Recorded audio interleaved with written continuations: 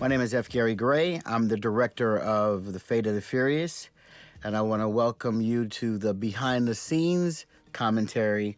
I'd like to first start off by thanking my Universal family, Ron Meyer, Jeff Shell, of course, Donna Langley, my crew, my producer, Neal Moritz, Original Films, my writer, Chris Morgan, my editors, Paul Rubel and Christian Wagner, my DP, Steve Winden, and my production designer, Bill Bretsky.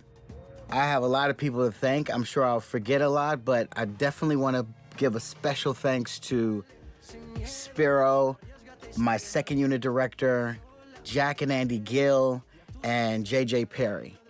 Now let's get into it. Cuba.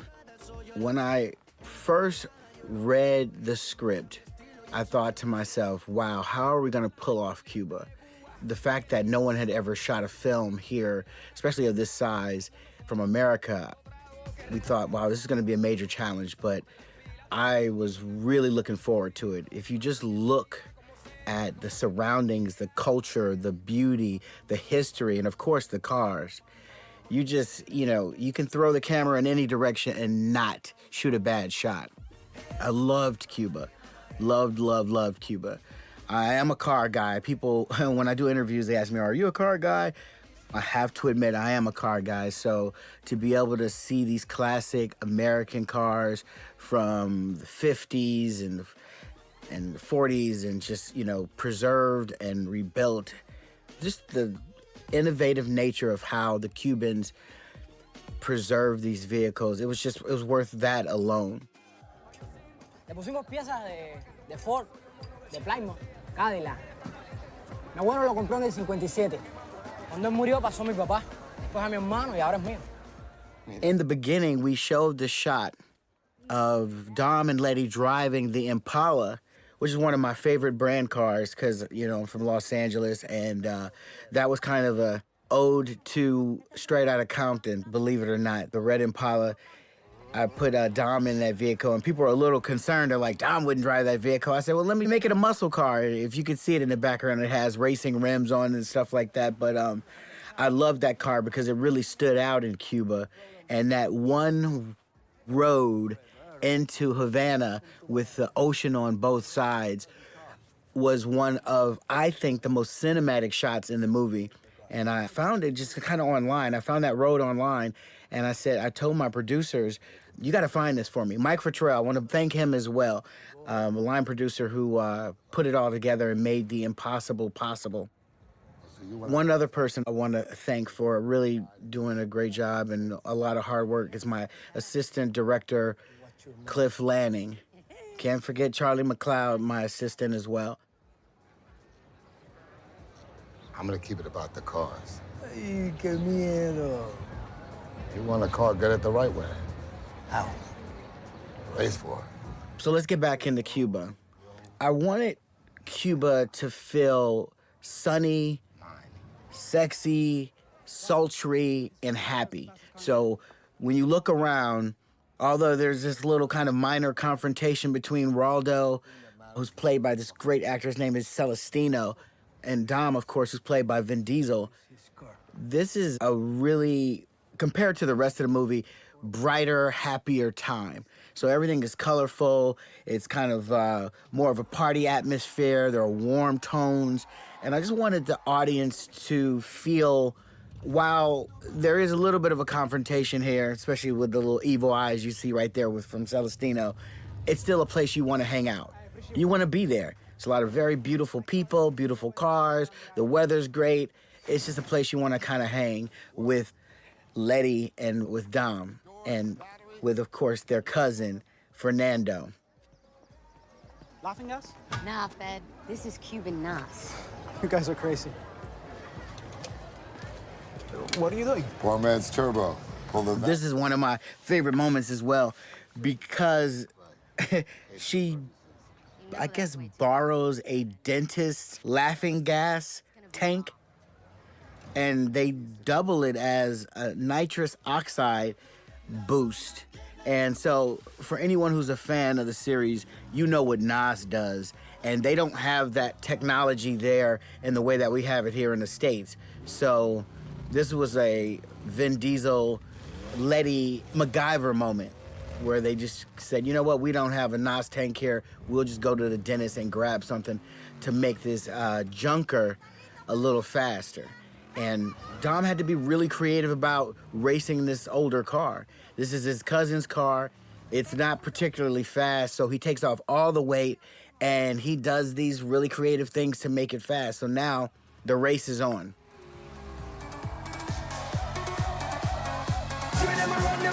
What I loved about shooting in Cuba is that you get back to the basics. You know, I would read about what the fans loved about this franchise, and, you know, there were certain people saying, you know, I want them to get back to the basics. I want them to go back to just car racing. And this was for those fans who felt like, you know what, we got a really heavy into the heists and things like that, but we want to get back to the basics. So what better way to do it than to go to Cuba and to get these original American muscle cars and do it just a balls out street race. And that's what this is. There's that NOS hit, and you see a little bit of the blue flames in the background. And you can also see, if you look really closely, the engine is starting to heat up and turn red.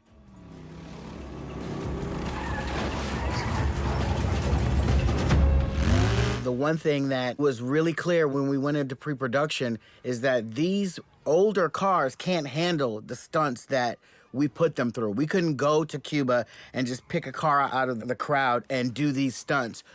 My picture car's genius, his name is Dennis McCarthy. He's worked on most of the Fast movies, or at least the last few, and he had to build these cars in America.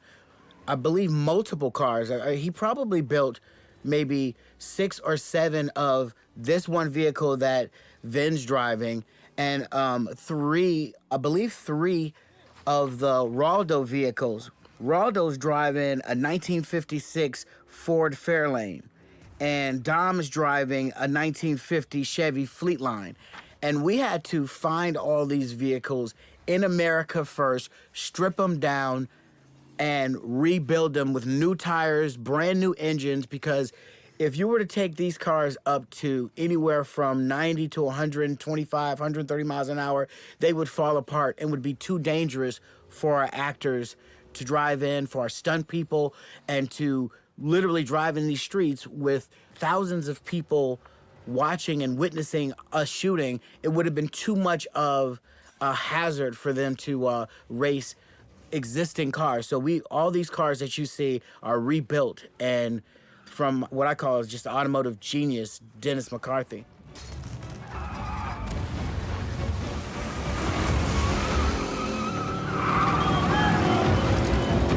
Now this is the Malecón in Cuba, in Havana. And it's the main drag off the beach, and I love it. It's beautiful. This is where everyone hangs on the weekends, and I said, you know, I really wanted to do something more than a quarter mile. I wanted to do the Cuban mile, which is more dangerous. It's not just a straightaway.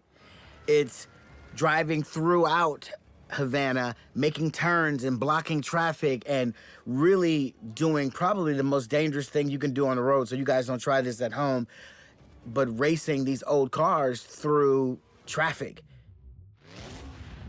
Of course, Dom wins the race because, you know, he was creative, but he's still not in trouble because he's driving a bomb and it's about to explode right on the Malecón. So he jumps out, blam. And I love the silent moment. I did this in my second movie, Set It Off, when Queen Latifah drives through a bank, I believe it is, in a Suburban. And I just love those moments where you can just go quiet and then allow it to, you know, kind of land and do what it does.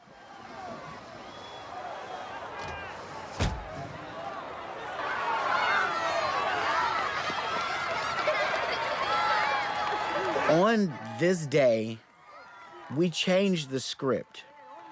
You know, this was a situation where in the script it was written that Dom confronts Raldo and he takes his keys to his car and he gives it to his cousin. But I suggested that we do something different. You know, that's what the old Dom would have done. You know, he races for pink slips. If you lost, I'm taking your car.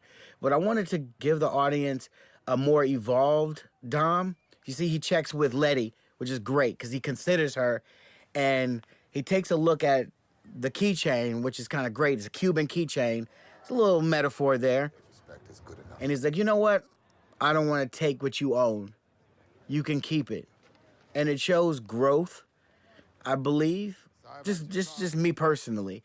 And it makes you root for Dom because he's about to turn on the family and you need to invest in him as much as possible. So this is one of my little moments where everybody leaves happy. You know, he's got $100 million from the last movie, so he doesn't need the Impala. He gives that to Fernando, his cousin. He gives Raldo his car back. Everybody's happy. We're in Cuba. It's sunset. The Fate of the Furious. That's how we open it.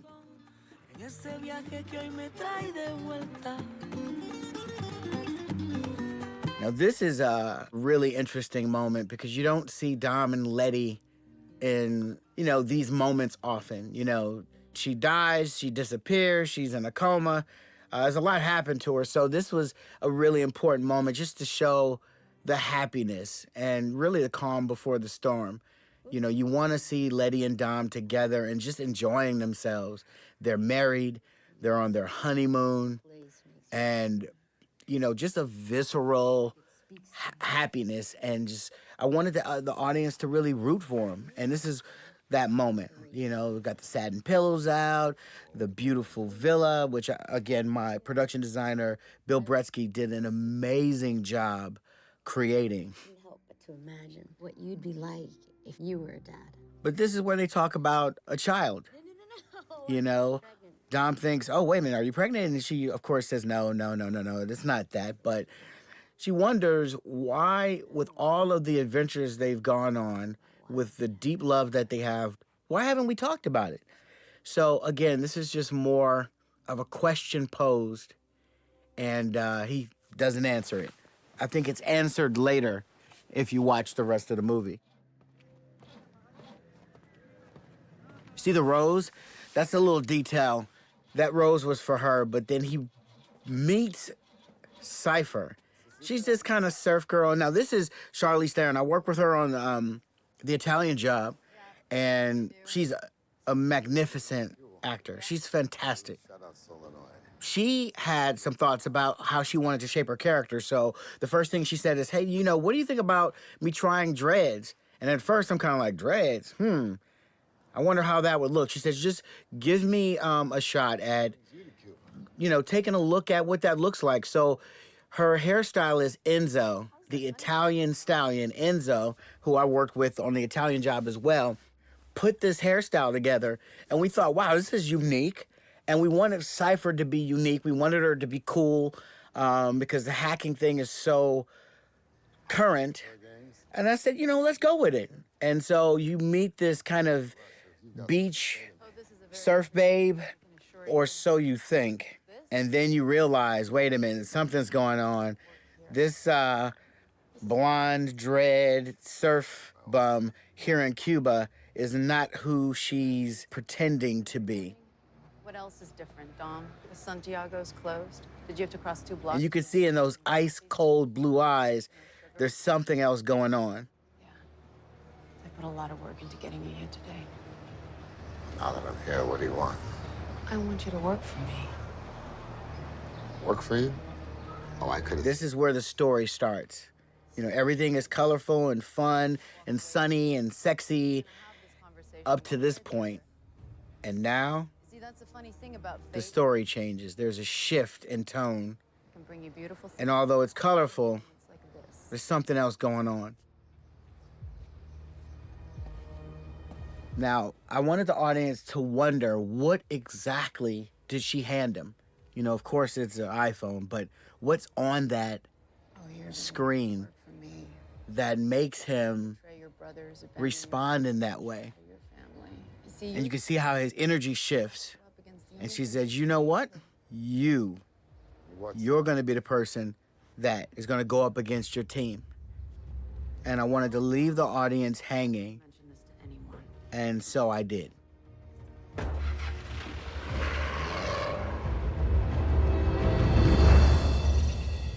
They are going to be hitting us with... Now, of course, this is a great misdirect here, where you have Mr. Under Armour, one of the nicest guys in the world, Dwayne Johnson, who I work with on a movie called Be Cool, who played a completely different character, which he did a great job at.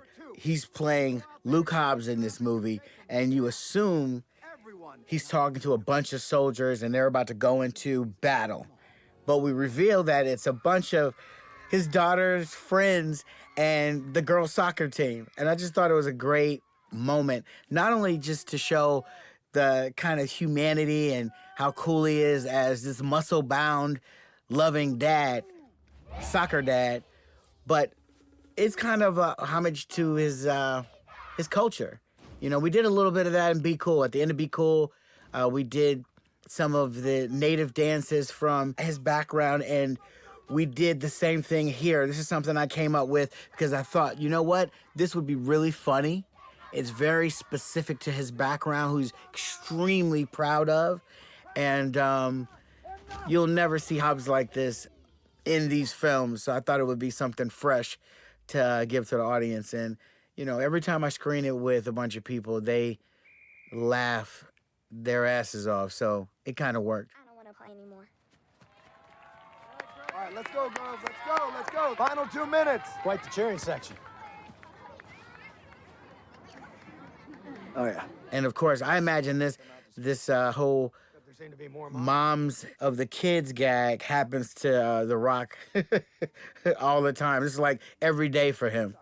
I think he was voted the most handsome man in the world this year, and we kind of illustrate what it's like to be The Rock in this scene with all his fans. No lights, no power, instant Stone Age. Chloe, Maya, you can't let her run by you like that. Let's go. Let's go. This is the Class 4 WMD. Do you have any idea what's at stake here? Yes, I know exactly what is at stake here, okay? If the pink butterflies beat my red dragons, that means we lose the championship. Which means I have 20 little girls who are crying, and that's not a good thing. Which then means I have to spend a lot... This is, again, where there's an uptick in the plot and the story. Our deputy secretary comes over to enlist Hobbs in an EMP grab. And an EMP is electromagnetic pulse. I would call it a weapon. It's a weapon that essentially wipes out all electricity.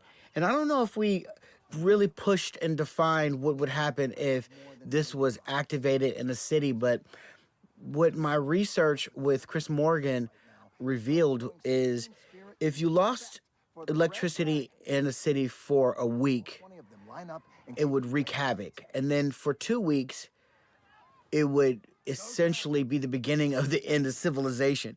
You know, if you can imagine not having the internet, food, refrigeration, things like that. And so just with the press of a button, you could essentially cripple a city. This is what the deputy secretary wants Hobbs to go after. And here's a look that we all want to avoid, which is the, what are you doing? And she does it well. She looks like she had some practice of the super guilt look. But, of course, Hobbs is a good guy. He did what he did with his daughter, but now he's going to enlist the team to help grab this EMP. This is where Dom gets the phone call from Hobbs. And if you watch the movie back again, you understand he's soldering and doing just something really technical. You see his cross in the foreground, which this cross has survived many a Fast and Furious movie. You've seen it in most of them, actually, when Dom is involved as the main character. And so this pays off later. Dom, the cross, and some of this technical stuff that he's doing. But I'm not going to give it up now. You'll have to just kind of see what it does later. Now, this is where we blow up parts of Germany, in Berlin. That was fun. You know, a lot of explosives, big open field. We had some fun. Now, this is the 2017 Dodge Demon Challenger, and I know it sounded like a commercial. I'm not promoting this vehicle, but I will say they did give us a lot of them, and they're pretty damn cool cars. We wanted to do something where everyone was driving the same vehicle in Germany, so that's the Dodge Demon. I think it's actually pretty nice. Got a chance to drive it. That's what hundreds and hundreds and hundreds of horsepower looks like and feels like. Keep that to yourself? What happened to phase one? What about that part? Yeah, remember the airplane? Everyone drove their cars out but you? I told you my engine seized up. It's your balls that seized up. Just follow my lead, okay? And Roman, whatever. This is the brainchild of Chris Morgan, this moment with the wrecking ball. I have to say, at first I'm like, wrecking ball? Let's see how that plays. But it ended up being one of my favorite moments in the movie where this thing goes flying through the crew as they split and now destroys the enemies of the team and the family, and it is awesome. There is another person I have to really thank who, I gotta just be honest, I'm taking a lot of credit for his great work. His name is Mike Wassel, and he's the visual effects supervisor. He's the guy who makes all this stuff possible, you know. I'm not gonna tell you what exactly he did in this scene, but let's just say he did quite a bit of work. But I love this moment with the smile. I love the banter between Tej and Roman. Of course, there's Ramsey. So we're pretty much in this scene introducing the team and the family. And, you know, not much different about this moment than any other Fast, where you see them all come together. They've done a great job at whatever the mission is, and somehow something's off about Dom. You can see it in Letty's eyes. And right now, Hobbs has no idea what's coming, but bam, he knows now something's not right. And any normal human being probably wouldn't survive that car wreck. But since it's Hobbs, the guy who can break a cast with his forearm, this is just a Wednesday afternoon for him. Now he's trapped, so he can't get out. And Dom does the unthinkable. He takes the EMP, which is a Class 4 WMD. And for those who aren't old enough to know what a WMD is, it's a weapon of mass destruction. And Dom, the moment he gets into this car, has now made an enemy of Hobbs. And that's when it happened.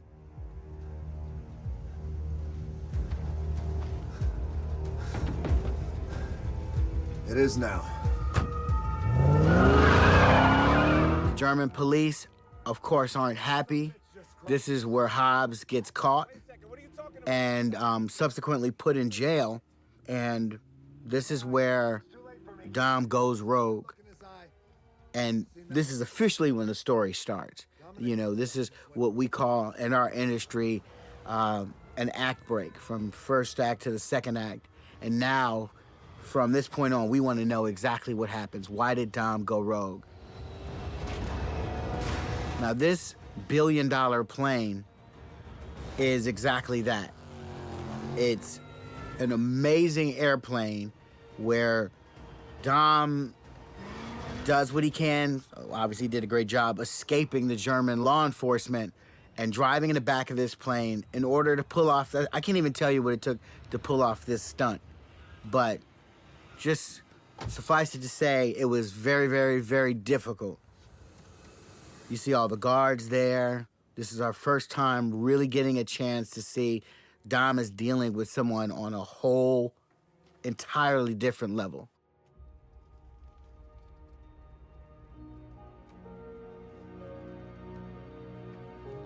Now, Letty, after losing Dom in Germany, she's devastated. What's going on? Where is Dom?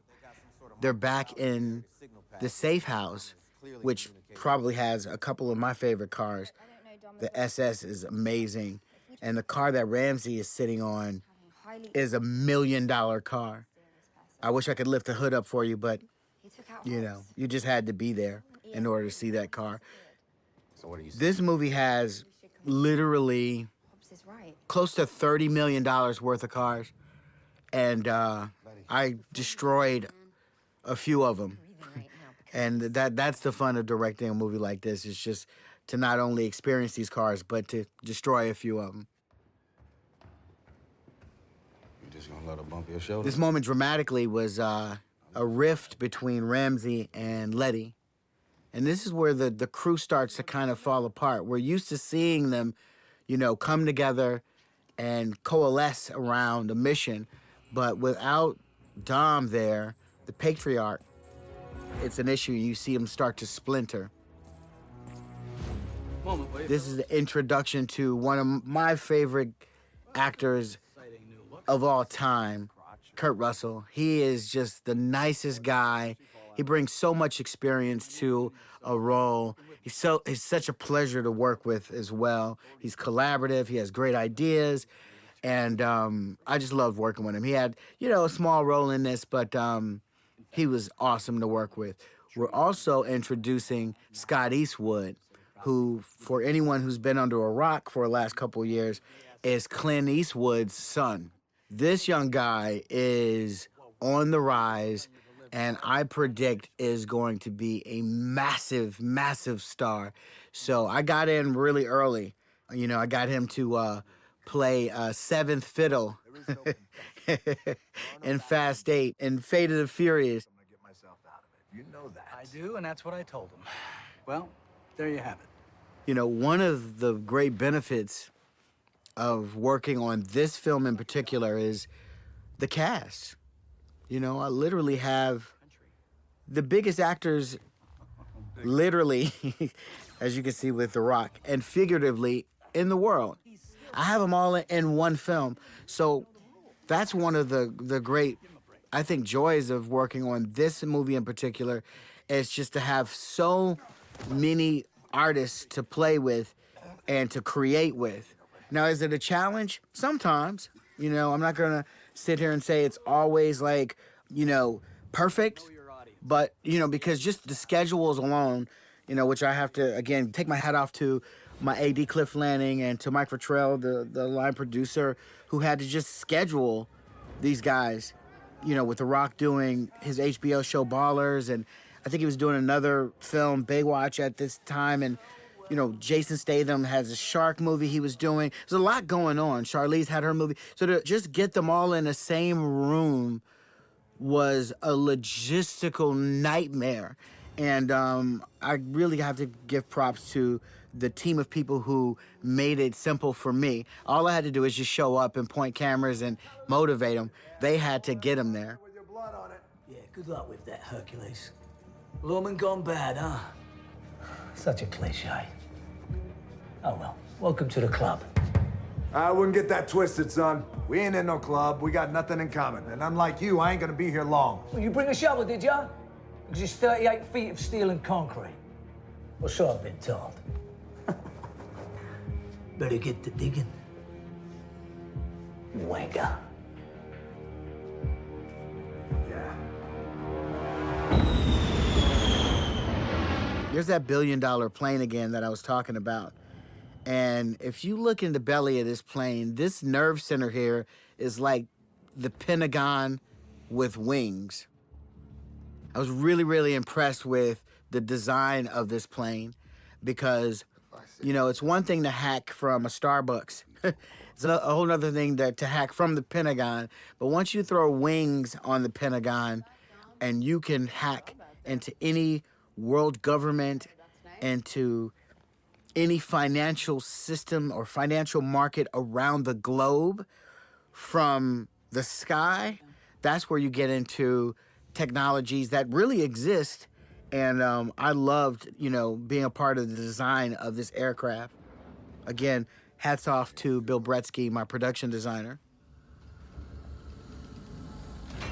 A pair for This is an awesome moment because if you look close, Charlize is wearing a Metallica t-shirt and revealing AR-15s, and that's just the type of woman you want. You know, someone who can kind of rock out and grab an AR and have some fun. Now, you know, sometimes you got to put the anti-gun stuff aside and have some fun. She looks like she has a lot of fun with most of those tools in that room, and it's just a fun moment across the board. It's almost like 007 on steroids. She is absolutely awesome. That's who I am. Is it? Let me ask you something, Dom. What's the best thing in your life? Family. No, it's not. Not if you're being honest. It's the 10 seconds between start and finish when you're not thinking about anything. No family, no obligations, just you. Being free. These are moments that are, I think, particularly challenging because you have Vin playing a character who has a plan in play, but he can't act as if he does. He's going along with her plays and what she has set up. And so there's a lot of drama and a lot of story underneath his performance. And it's just an emotional pocket that I don't think you normally see Dom and you don't see Vin playing. And I gotta say, I'm really, really impressed and really happy with the performance I got out of Vin because it is a different space for him, and I think he nailed it.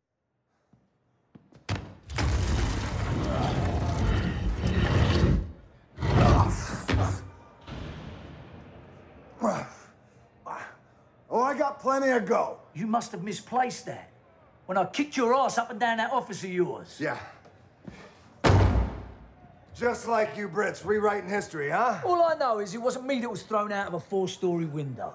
Jump. This line of story with Hobbs and Deckard Shaw is so funny to me.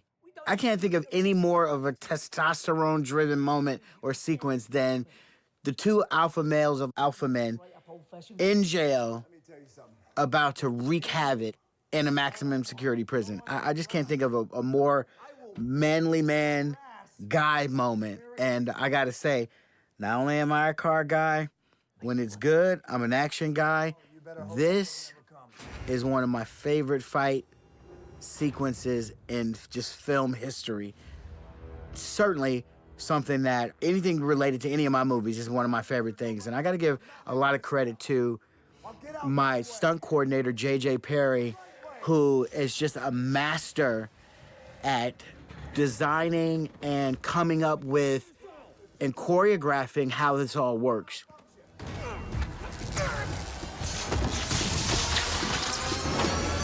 What we were going for, besides hell in a cage, we were going for this parkour approach that Jason Statham is displaying, is showing how really dangerous, yet it's not choreographed. It's just something kind of dangerously elegant about what he's doing with this parkour approach to kicking the shit out of everyone.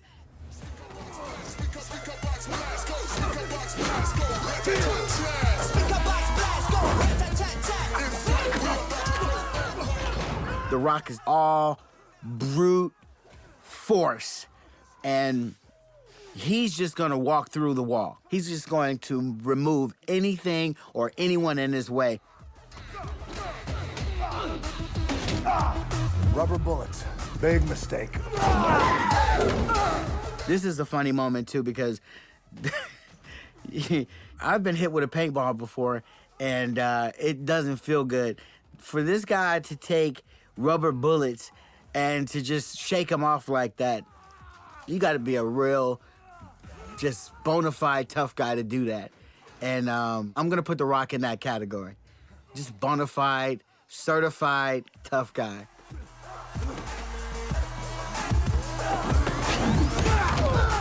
So again, you see brute force, where this guy comes and he breaks this guy's arm, broken, and then elegant. I gotta find another word for that because Jason's gonna probably beat the hell out of me for saying the word, but brute force? Okay, here's a moment that's not so elegant. Okay, that's a great headbutt, and then throws all three of them, which is a great, just funny moment. Okay, here's something that's not elegant. This guy sweeps this guy and he does a flip, flips him over. Wow. And then they, of course, slide. They're about to fight. Click, click, click, click, click. And the only person who could face two of the toughest guys in the world, Kurt Russell. Nobody cooler. Took longer than I expected. He's just very cool. He's cool like that in real life, by the way. You know, it doesn't take a lot of acting for Kurt to just kind of show up and disarm everyone and make what could be a very tough shoot easy for everyone. Listen, there's something I want to talk to you about after. Hey, listen, guys, thanks. Whoa, whoa, whoa, what handcuffs? What is this? It's called abuse of power. You told me to round him up. I didn't tell you to hand. Now, if you could imagine, we have $1 billion worth of talent in this room. Sorry to describe it that way. You know, you have Tej, who's Ludacris, who's great in the music game. Tyrese, who's amazing in the music game. You have Kurt Russell in movies. You have The Rock, who, of course, is just a big star in movies and television. There's also Michelle Rodriguez, who is the queen of the Fast franchise.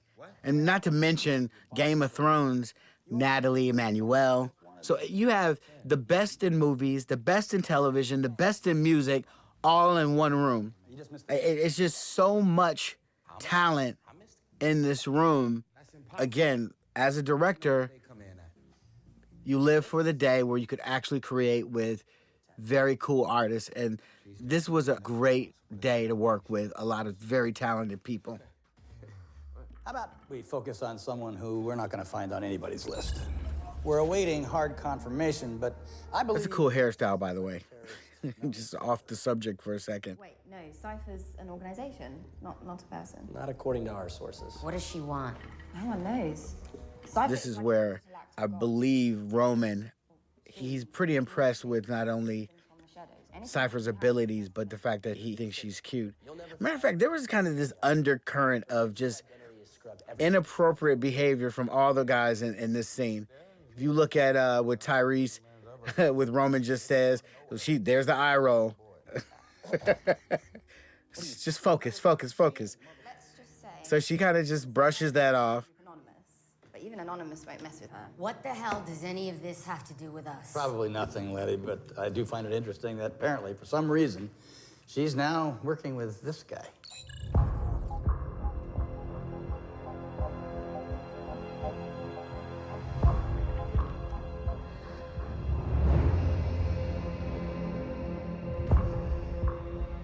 This is where Letty realizes where Dom is gone and is teamed up with this global terrorist.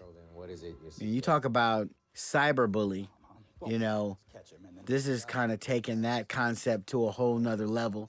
We get a little backstory on Cipher, and you recognize that if you were to take her abilities and this EMP weapon and put it together, there's absolutely no way anything good can come out of it. And again, Deckard, Shaw, and Hobbs. The day we shot this, there is this natural competition between these two guys in real life. You have one guy tells a joke, the other guy one-ups him with a joke, and the other guy...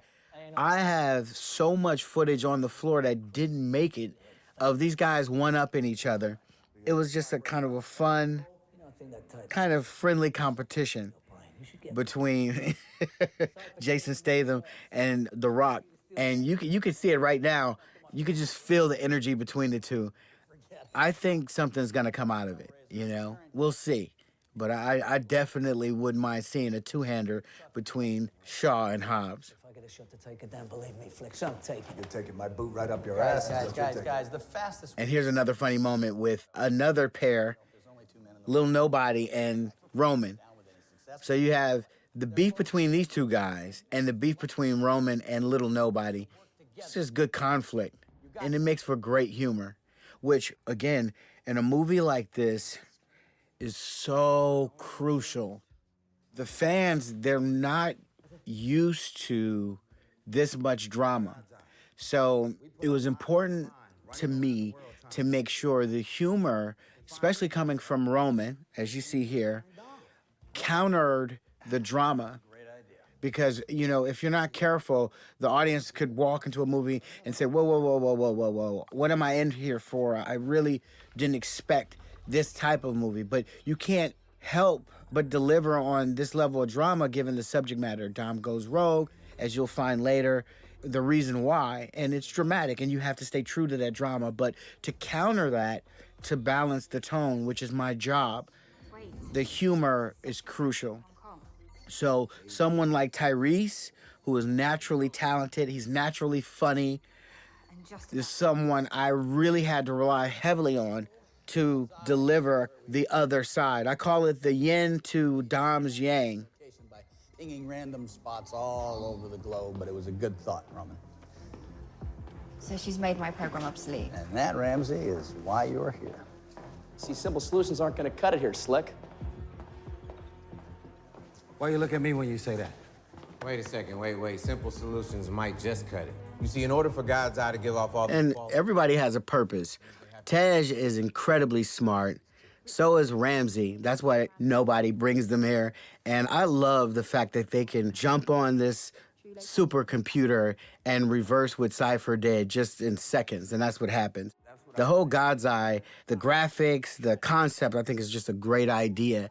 I wanted to make sure that we didn't deliver the same graphics from the previous movies. So you see this 3D globe where all of these spots pop up around the globe. And I just think it's really, really cool. He's still green. Yeah, like fresh baby shit. As soon as we have Toretto's location, I want to mobilize.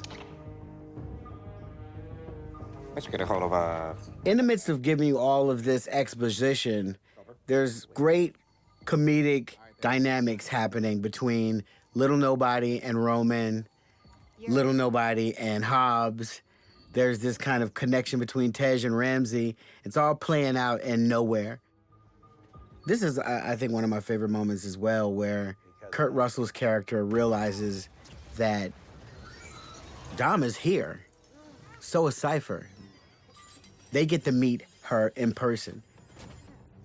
And I wanted to be really clear that these weren't real grenades. They were just concussion grenades, and, you know, they would disable him for a little bit, but not try to kill him. I know that door was a little much, but this is, of course, the moment the family meets Cipher. It's this cool slow motion moment where they walk in with their bulletproof body suits, fully armored from head to toe, and these concussion grenades did a number on these guys, just enough to keep them discombobulated for a little while. They didn't want to hurt them, but they just wanted to disable them for a little bit. Nice to see you again. Look at this. Body's not even cold, Dom. Your family's already replacing you. Charlize is so kind of naturally just heavy in these moments. You know, you really, really believe her. And that's one of the benefits of working with someone with her talent and her experience. She's a beautiful woman, but she also brings this gravitas and this heaviness to a character like this where you believe her. You know, sometimes you can't just plug anyone into this role. You know, you have someone who's attractive, they kind of run into a situation like this, they deliver the lines, but you don't believe them. You're like, you're a supermodel, I don't believe it. But every word that she speaks, every movement she makes, you believe Irritating to make me have to come. every ounce of what she offers. And that's really tough to do. It's something that you cannot take for granted. Some guys can't do it. You know, some guys who try to, you know, come in and give you a bad guy or an antagonist, they can't deliver on the level and the promise that this type of character, you know, needs to bring. You gonna turn your back on family? Just like that?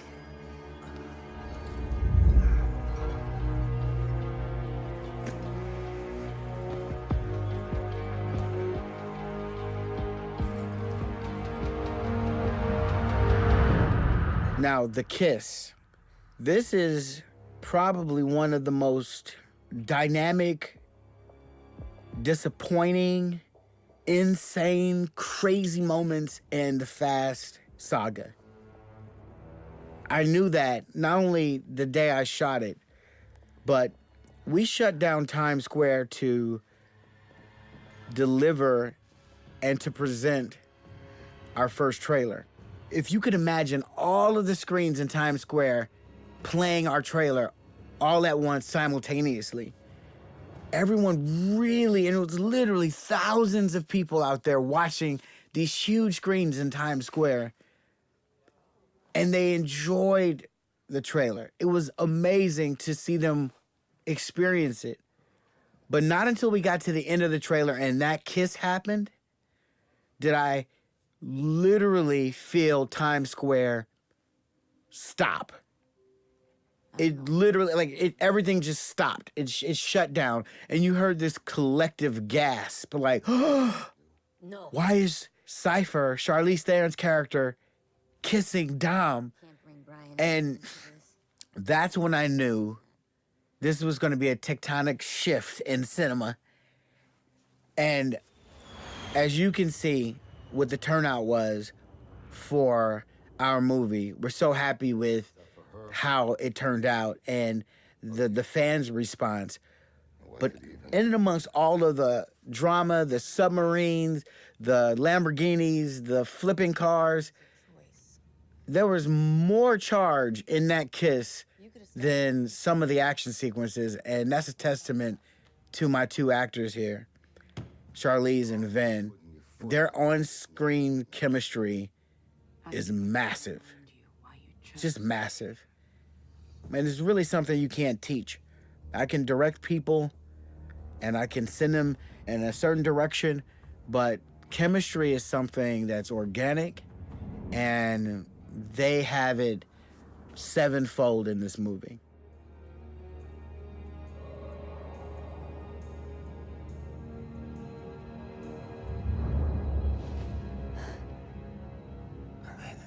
This moment here is the reveal. It's the motivation. It's the reason why we're here.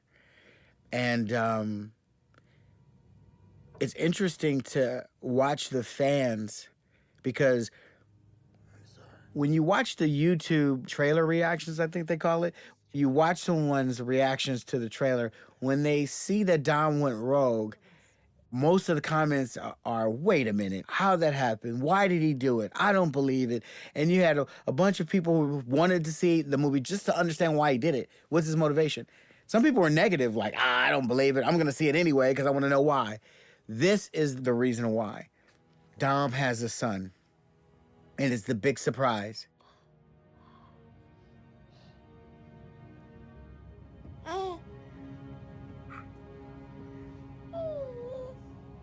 Elsa, she did an amazing job. Again, this is, you go from action to drama, and you totally believe it. This is, I think, one of Vin's profound moments. I think one of the most profound moments in his career as a performer. If you look at him in the restraint and the emotion and the tear, this is not forced. This is just something he naturally felt. You see her eyes welling up, and you see the connection between the two. You see his eyes welling up. Vin loves his children, and you see that smile. This is something I think was very, very real for Vin.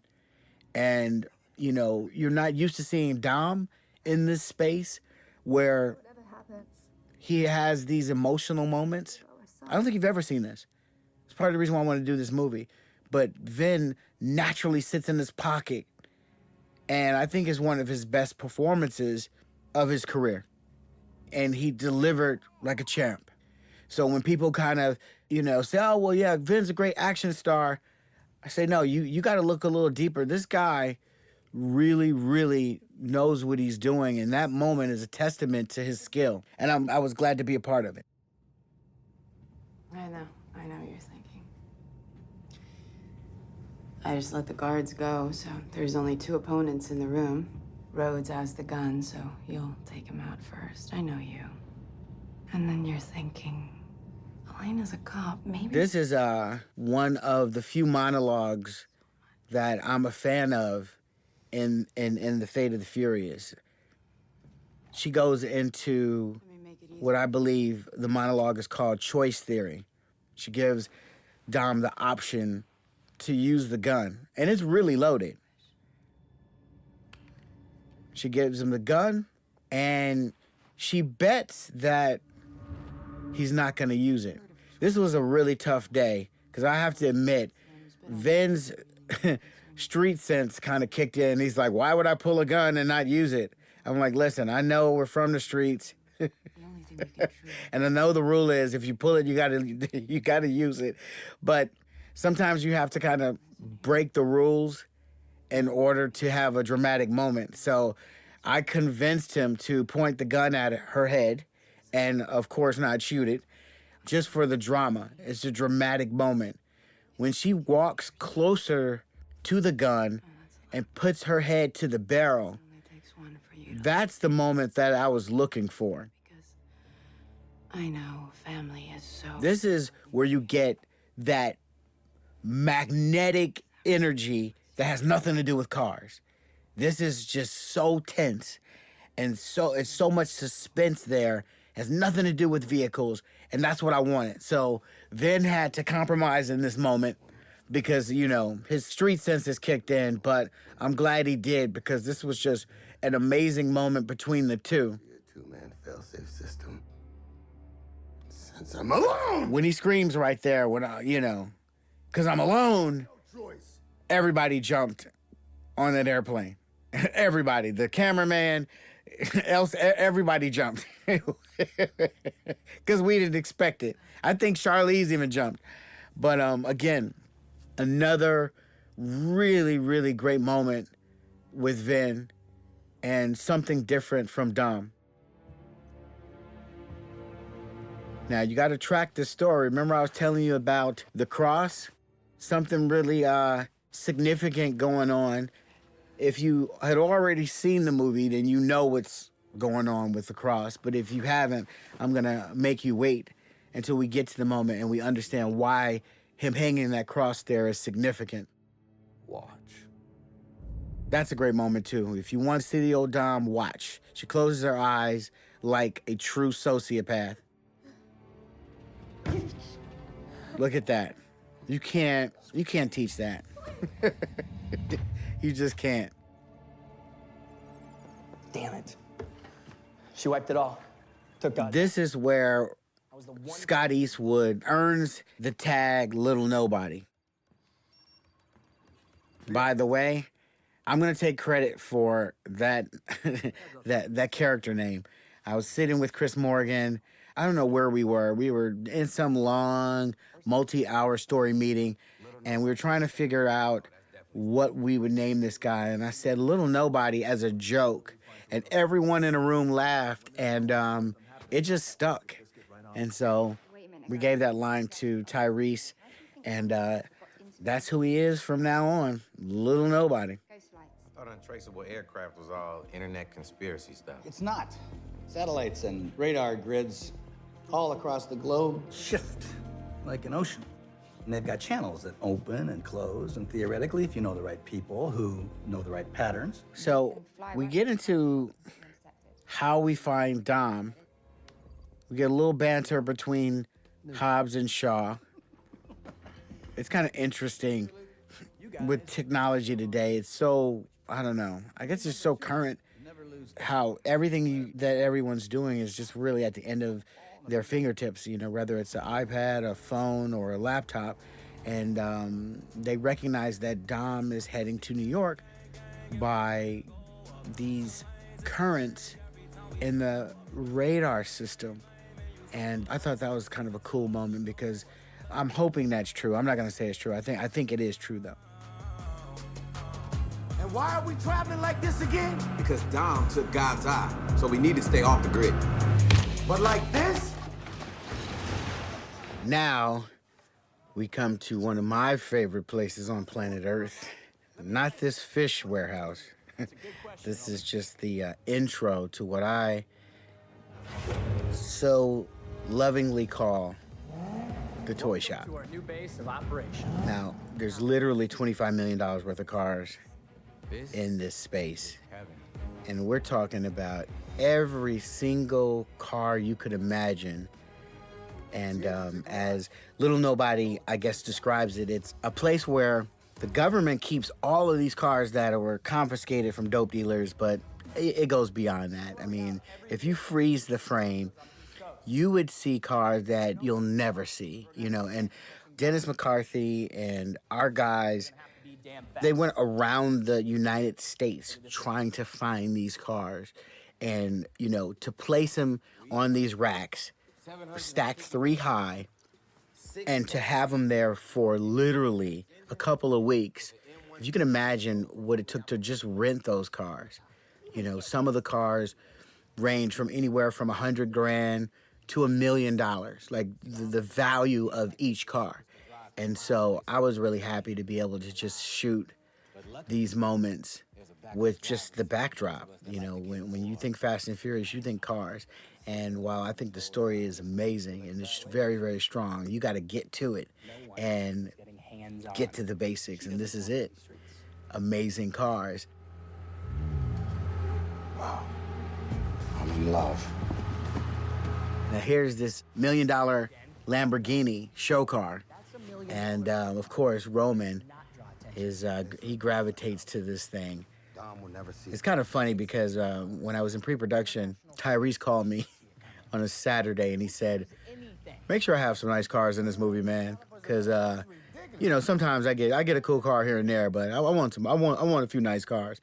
And I'm like, "All right, Tyrese, I'll take care of you." So the part of the reason why you see him in his Lamborghini is because I kept my promise.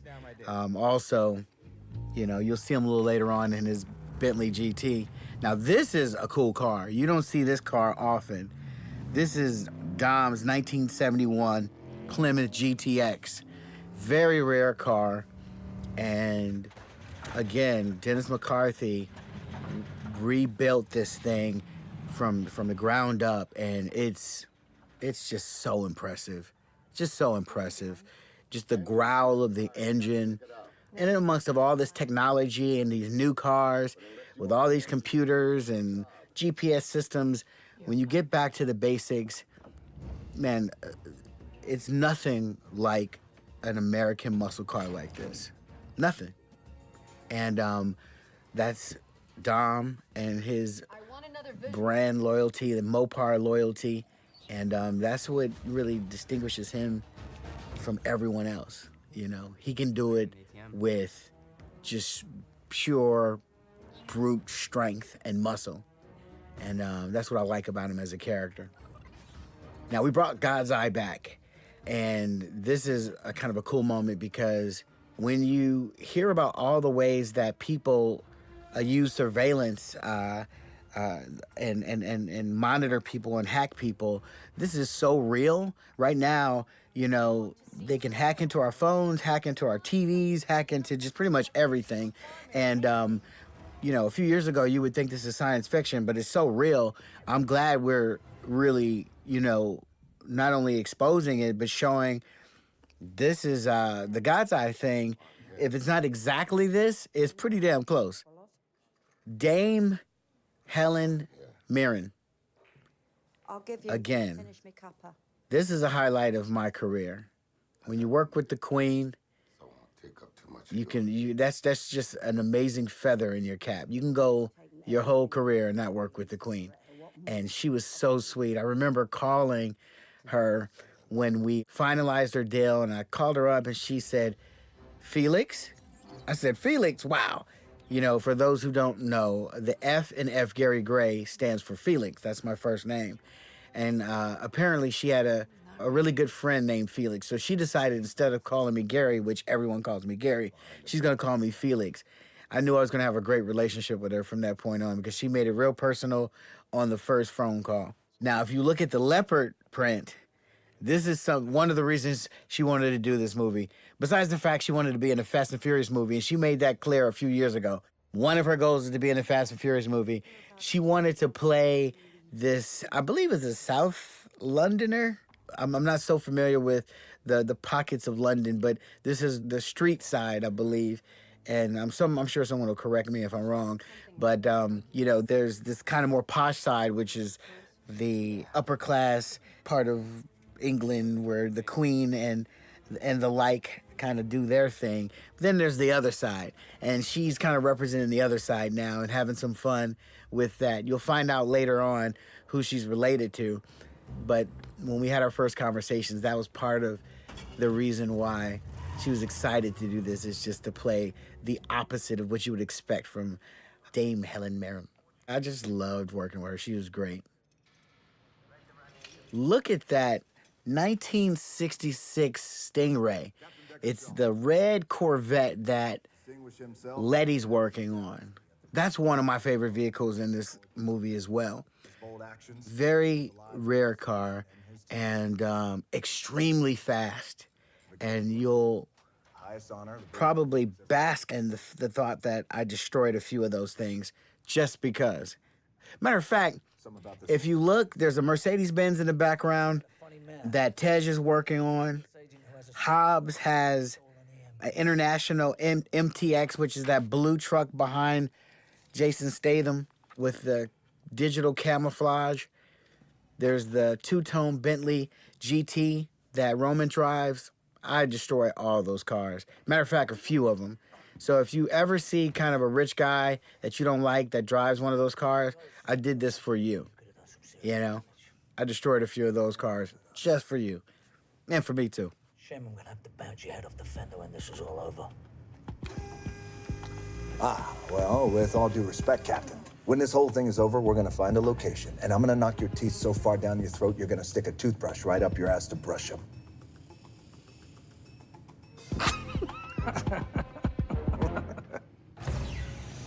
Give me God's eye.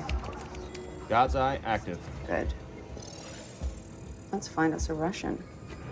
I spy with my little eye, minister. So now you're in this billion-dollar plane in the nerve center. And this guy, I've worked with him before as well. You know, it's kind of funny because I've worked with Vin earlier in 2000 on A Man Apart. I worked with Charlize and Jason Statham on an Italian Job. I worked with Ludacris on a Pepsi commercial. I worked with The Rock and Be Cool. I worked with Oleg Krupa, our Russian defense minister, in the Italian Job as well. He was the Russian guy with the hatchet. He's such a nice guy. And, you know, one more person from the Italian Job, this would be the Italian Job sequel. So I had to be careful about casting too many people from the Italian Job, but basically between Charlize, Jason, and Oleg Krupa, I really went in on the Italian Job casting situation. So thank you, Oleg. You did an amazing job in the Italian Job and a great job in this one as well.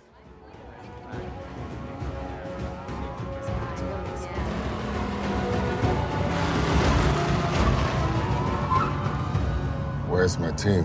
Where's his team? There's no sign of them yet.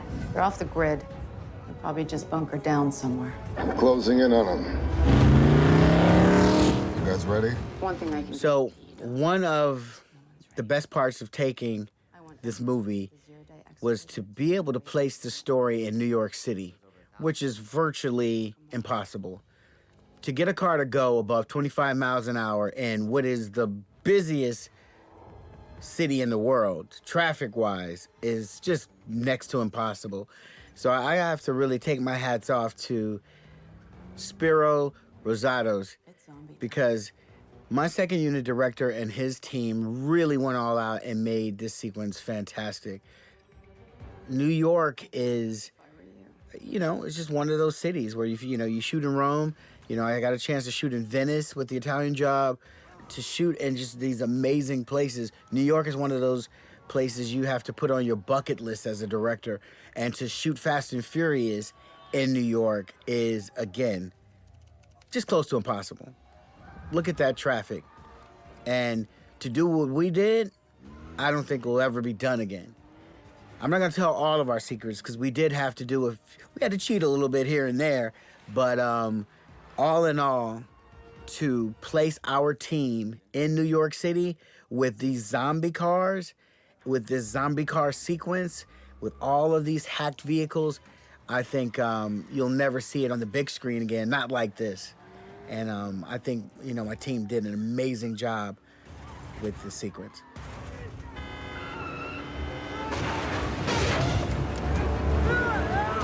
That's just a funny moment.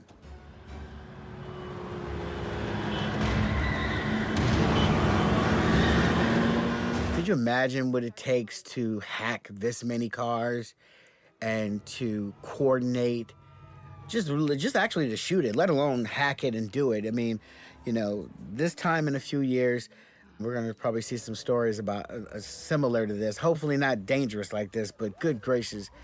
I mean, technology, you know, a lot of times if you use it well, it really helps out, but this is one of those things where it could actually go the other way. Police escort down. Cipher, being the evil genius that she is, she takes technology and frankly uses it against us. And I gotta say, it's pretty damn creative.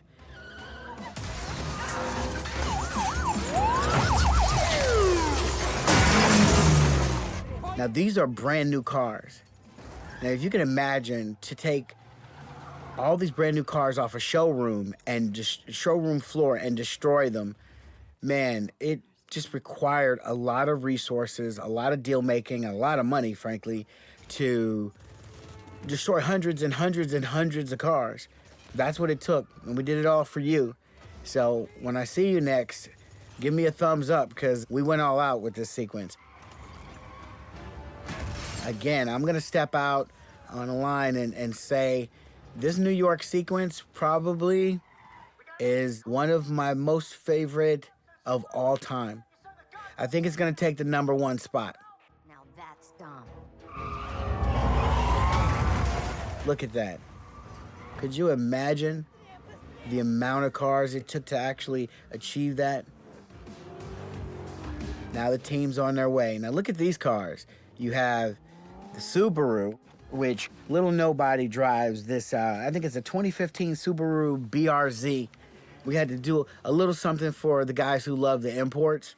And of course, I think I mentioned it earlier, Hobbs drives his International MTX. Roman, the Bentley GT. Letty steps out in her 66 Corvette. Of course, Tej has the Mercedes AMG GTS. This right here, we did this. I remember talking to Spiro, my second unit director, about the idea of having cars rain out of a parking structure.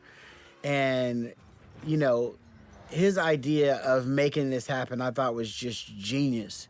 You know, we had a bunch of stuff planned, and we ended up making this particular stunt work, and I'm so happy with it, because you've never seen this on film. You've never seen it on the big screen or the small screen. I just think that it's genius. It's current, it's modern, it's the epitome of what you go to the movies to see. Target immobilized. You're up, Dom.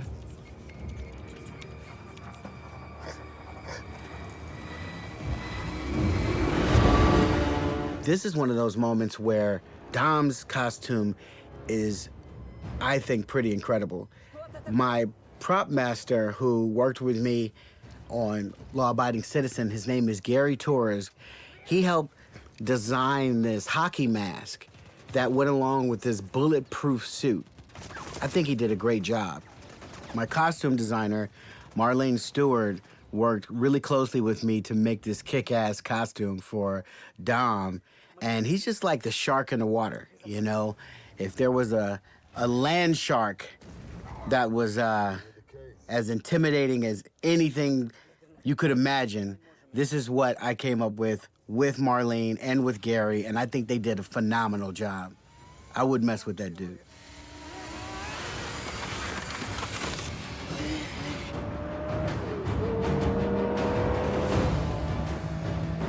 And of course, here's the team driving through Times Square.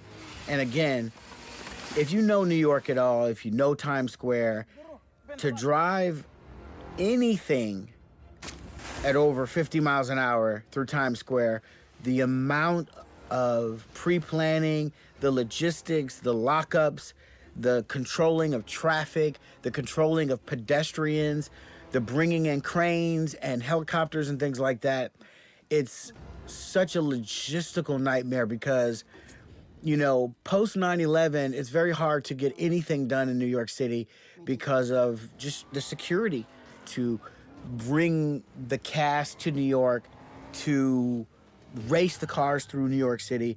You have to go the extra mile and then some in order to deliver on that. And it may seem like a simple car buy where the cars just drive past the camera, but it's so much that goes into it. Again, I have to really thank my ADs and my second unit and third unit teams that, you know, helped coordinate a lot of this stuff. Scanners are saying he stole a nuclear football. It's over, Toretto.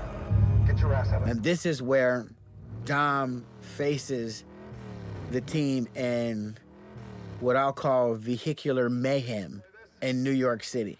Let's play. Look how cool these cars are, by the way. I love it. I love it. Every single one of those cars are, you know, insane. And I talked to Dennis, and he said that he's never worked with a director who had so much input, you know, because I'm a car guy. I was involved with picking the rims, the tires, the color of the interior. You know, I really wanted a certain flow, and I wanted each car to represent each character and really inform the personality of that character. So you see how Letty's driving the Vet. You know, you can see her driving that. You can see Tej driving this, you know, technically advanced Mercedes-Benz. And, of course, Roman's going to grab the Bentley, you know. and Dom and his GTX. You know, we're not familiar with Little Nobody, but it seems to fit him, that Subaru. Hobbs and the big truck, of course, you know, that probably seems obvious. And I just think it all worked out. But it was a lot. You know, my assistant Charlie helped with picking the car colors. I used my car guy, Leonard Jefferson, from Straight Outta Compton. He was responsible for helping with all the cars in Compton, you know, but especially the Crenshaw sequence with all the lowriders and, you know, all the custom cars. So I brought him on to Fast 8, Fate of the Furious, to help with designing and achieving some of the looks that I was going for. Because you don't really see these types of cars, with the exception of maybe the GTX and some of the Dom cars. These cars you don't really see in a Fast and Furious movie. So I wanted to do something different and give the fans something different. So you don't see a ton of imports, and that's because you've seen them quite a bit. I wanted to give you something different.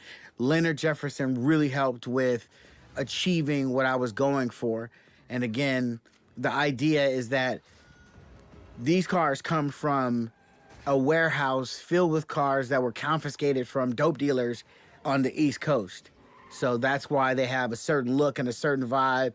And I just thought it would be different and to give the audience something fresh.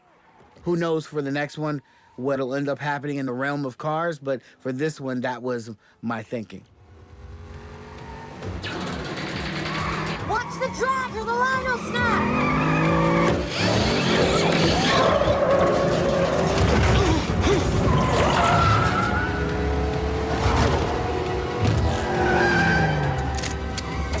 Now, I call this the Moby Dick moment. I don't know why. I think it's because, you know, you have this black car and it feels like a whale that's being just held down and harnessed by the team with all of these harpoons, and they stretch them out. This is, again, part of the New York sequence, which is probably by far my favorite. Don't get me wrong. I love Cuba and I love what's coming up, but this is just so, the metaphor behind kind of chasing Dom and trapping him and trying to contain him and restrain him. They're doing it literally and also figuratively to see his foes from the past, which, you know, Hobbs used to be a foe. Of course, Shaw was a foe. And then working with his family, this is just something I think that would make the average Fast fan's head explode. It's just damn cool.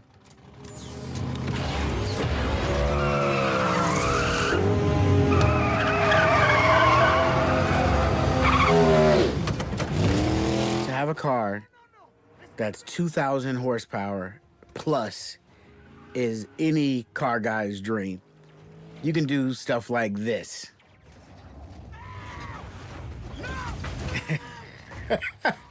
To be able to flip a Bentley, you have to be really pulling something really powerful. I love this moment. I love it. This guy, Dom, is actually using not only the power of the car, but his wit. He's outsmarting them. And you and I, we probably wouldn't have ever been able to escape a situation like that where you're surrounded and you're harnessed and harpooned in. Is just, you know, an impossible situation. But of course, Dom, he always figures it out. This is a surprising moment that no one expects. You know, Dom pulls the gun on Shaw, and the unthinkable happened. And you would never think, given Shaw's background, that you would feel bad for him, because we know his history. But you're like, wow, Dom just killed Shaw. Not cool. He just crossed the line. What are you gonna do?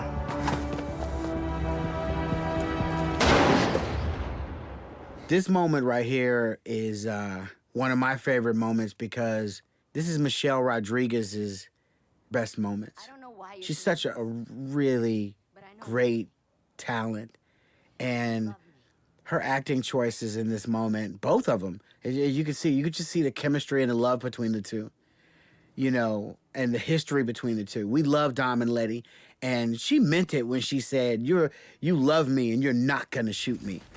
You know, we all can relate. If you've ever been in love, we all could relate to that. And so again, in the midst of all the carnage and the cars and the loud music and the colorful locations, that's what it's all about at the end of the day. The heart of this movie is about family and it's about love.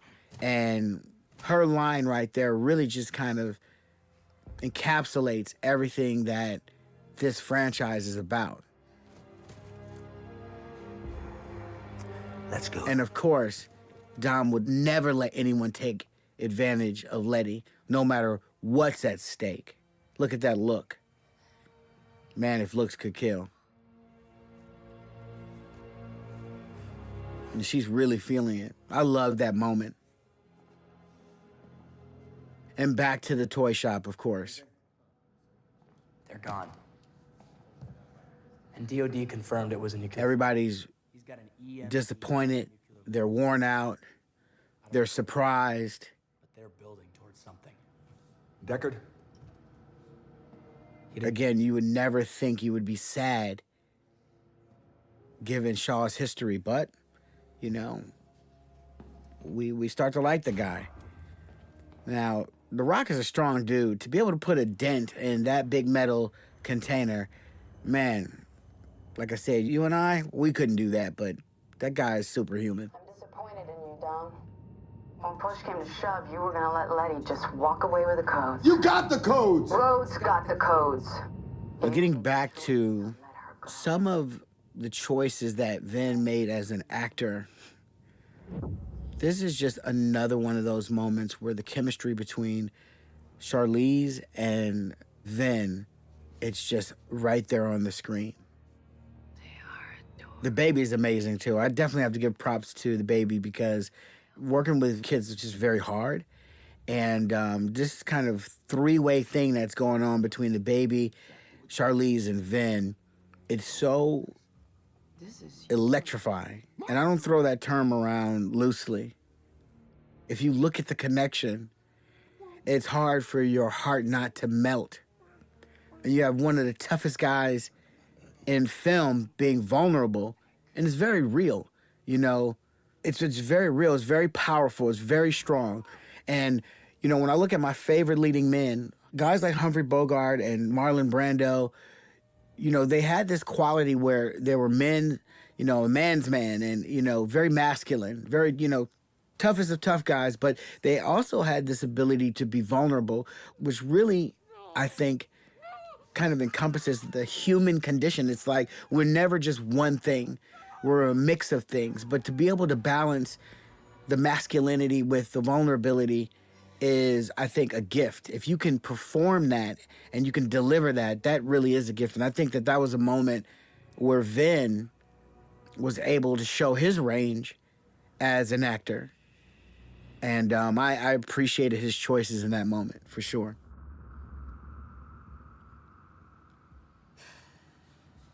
Can you pull up the footage from the guy in the alley? Traffic cams. I got you. I knew it. I recognize that guy. That's kind of rough. Christopher Hivju, the wildling from Game of Thrones. I love that show. There's a star in Nathalie Emmanuel from Game of Thrones, and Chris. Again, I'm just lucky to be able to work with such talented people. I wanted to do something really different. He has such a wild look. The wildling with the wild look, the red beard, the very expressive eyes. To give Cipher this henchman that really stood out is what I was going for, because she's so subdued. You know, I think I was swinging for the fences with that one. And he's a really nice guy. Really great guy as well. Wired deep into our brains to ensure continuation of species. When early men would visit a watering hole. This is another great monologue that Chris Morgan wrote for Cipher. We call it the crocodile monologue. And she goes into why she's not really into family. It's a biological lie. And you really get a sense of who she is as a person. Her background and her philosophy is diametrically opposed to Dom's. He's the opposite. And she's trying to convince him that he's got it all wrong. And he needs to throw away what he thinks about and what he values about family and join her and her approach to life and her philosophy. What she doesn't know is she has a surprise coming. But I thought this was another great moment, not only for Vin, but for her. She is very controlled and very confident. You know, anyone who could actually essentially whisper and have you on the edge of your seat really is worth their weight in gold. And besides the fact that she hasn't blinked in about a minute and a half, really shows that she's taken this sociopath thing to the next level. Sorry. She hasn't blinked, I'm telling you. But in all seriousness, this is why you hire a Charlize. You know, she can go up against all those muscles and you really, really, you're intimidated. We've got one last job to do. Cipher. This is one of my favorite lines in the entire movie. You get a little bit of the old Dom. If I were you, I'd kiss my son. You know, if I were you, I'd kiss my son. Because if it weren't for him, you, your plane, and all of this your security wouldn't be on this earth. I think it was something like that. But when he said it on that day, I was kind of like, whoa. He really meant that. And again, just a great choice as an actor, you know? I think people, you know, when they watch this movie, they're going to be pleasantly surprised because with the Dom character, you get the brawn, you get the muscles, you get, you know, all the stuff that you're used to. But again, Vin is able to show his range as an actor, and I can't say it enough. I'm so impressed with him going all out and showing how vulnerable he can be, but also giving you those moments that you would expect from Dom. Just great stuff. But there's nothing in Vladimir. It's just ice. That's fine.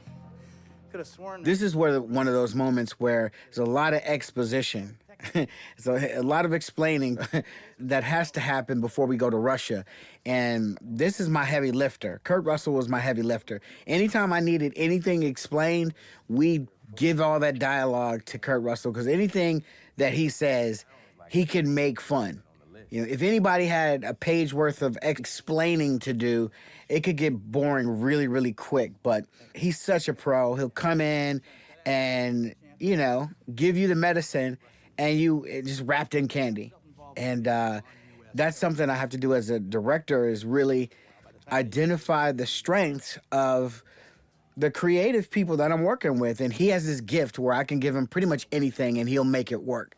And he did. Military base. Separatists. Whatever. It's suicide. It's stopping World War III. What's it gonna be, Rook? You gonna close your eyes on this one too?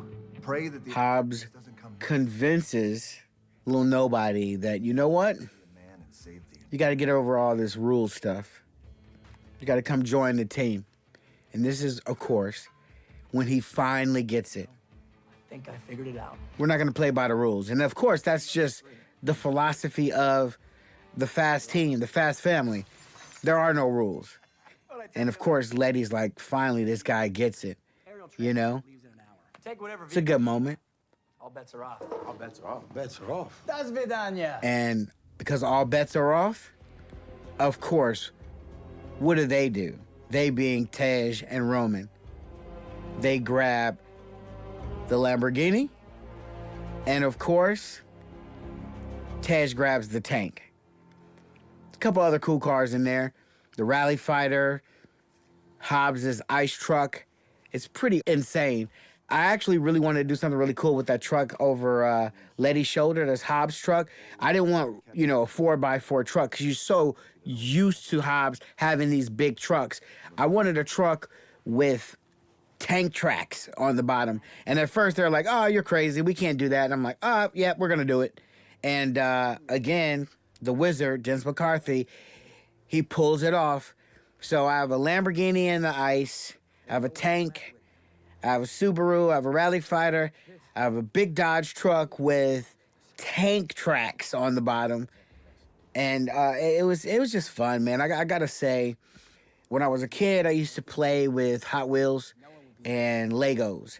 I used to build cars and, you know, destroy cars. And after Straight Outta Compton, which is my last film, with so much drama involved, I really wanted to have some fun. So this movie kind of represents that. Don't get me wrong, it was a challenge, a massive challenge, shooting around the world and dealing with the logistics, but to be able to just play with toys like this. Look at that car, the Dom's Ice Charger. This car is a 1968 Dodge Charger, and I mean, when you get a chance to build out a car like that, this all custom, made for ice. This thing goes over 225 miles an hour. When do you get a chance to play like that?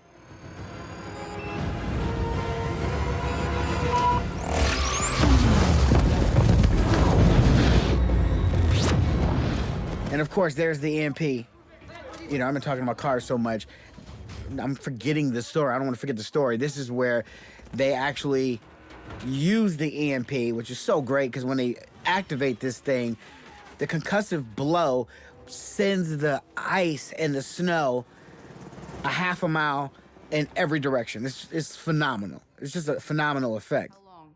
60 seconds. All right, you have one pulse left in that EMP. That sub is heavily insulated. You're gonna need to be right underneath it for this thing to work. But getting back to what's important, the cars. This ice charger in the snow, essentially up against a submarine, is what third act is about. And I love it. This guy's going up against helicopters, up against submarines, and come on, man. You know, it just doesn't get much better than that. Not in real life. You know, we could play with toys and stuff like that, but when you're able to do this in real life, it just doesn't get much better. I don't even know what I'm gonna do next for a movie, because, you know, to pull out all these toys and just, you know, big explosions and fast cars and an amazing cast, I might have to retire after this one. I'll let you know.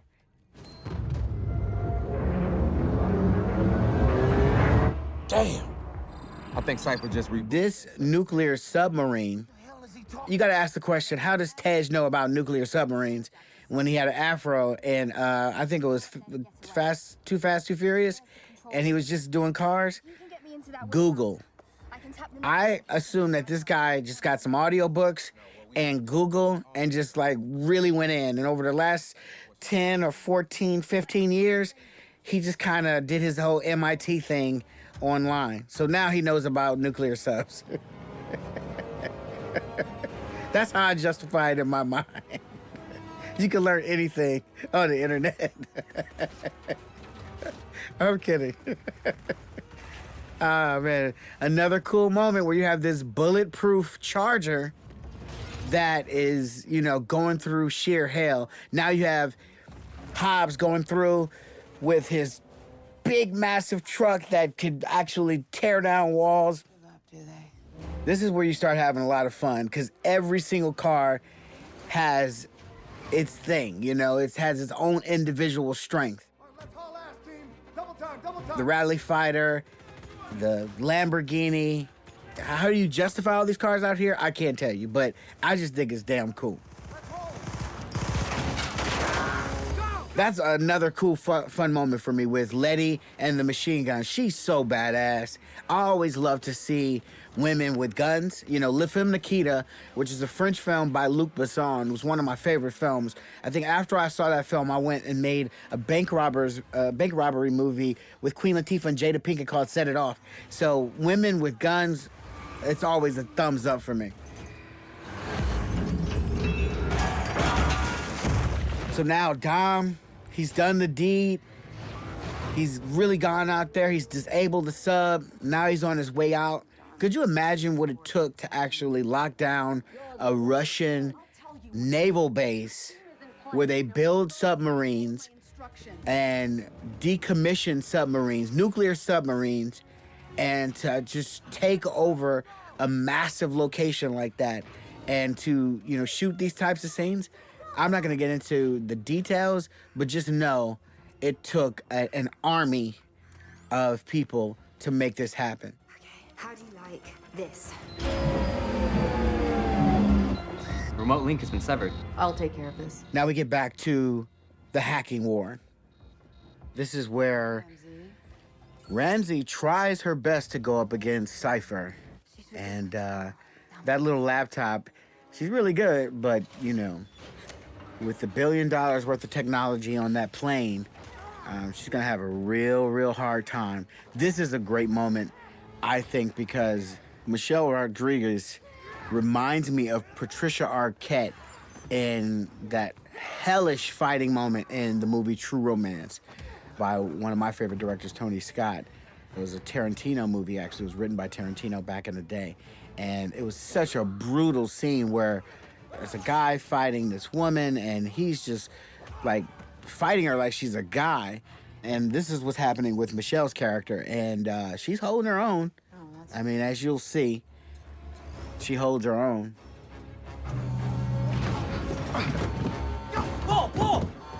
Of course, the guys in the sub, they got to figure it out. They have no idea what they're doing without Tej. They're locked in this room.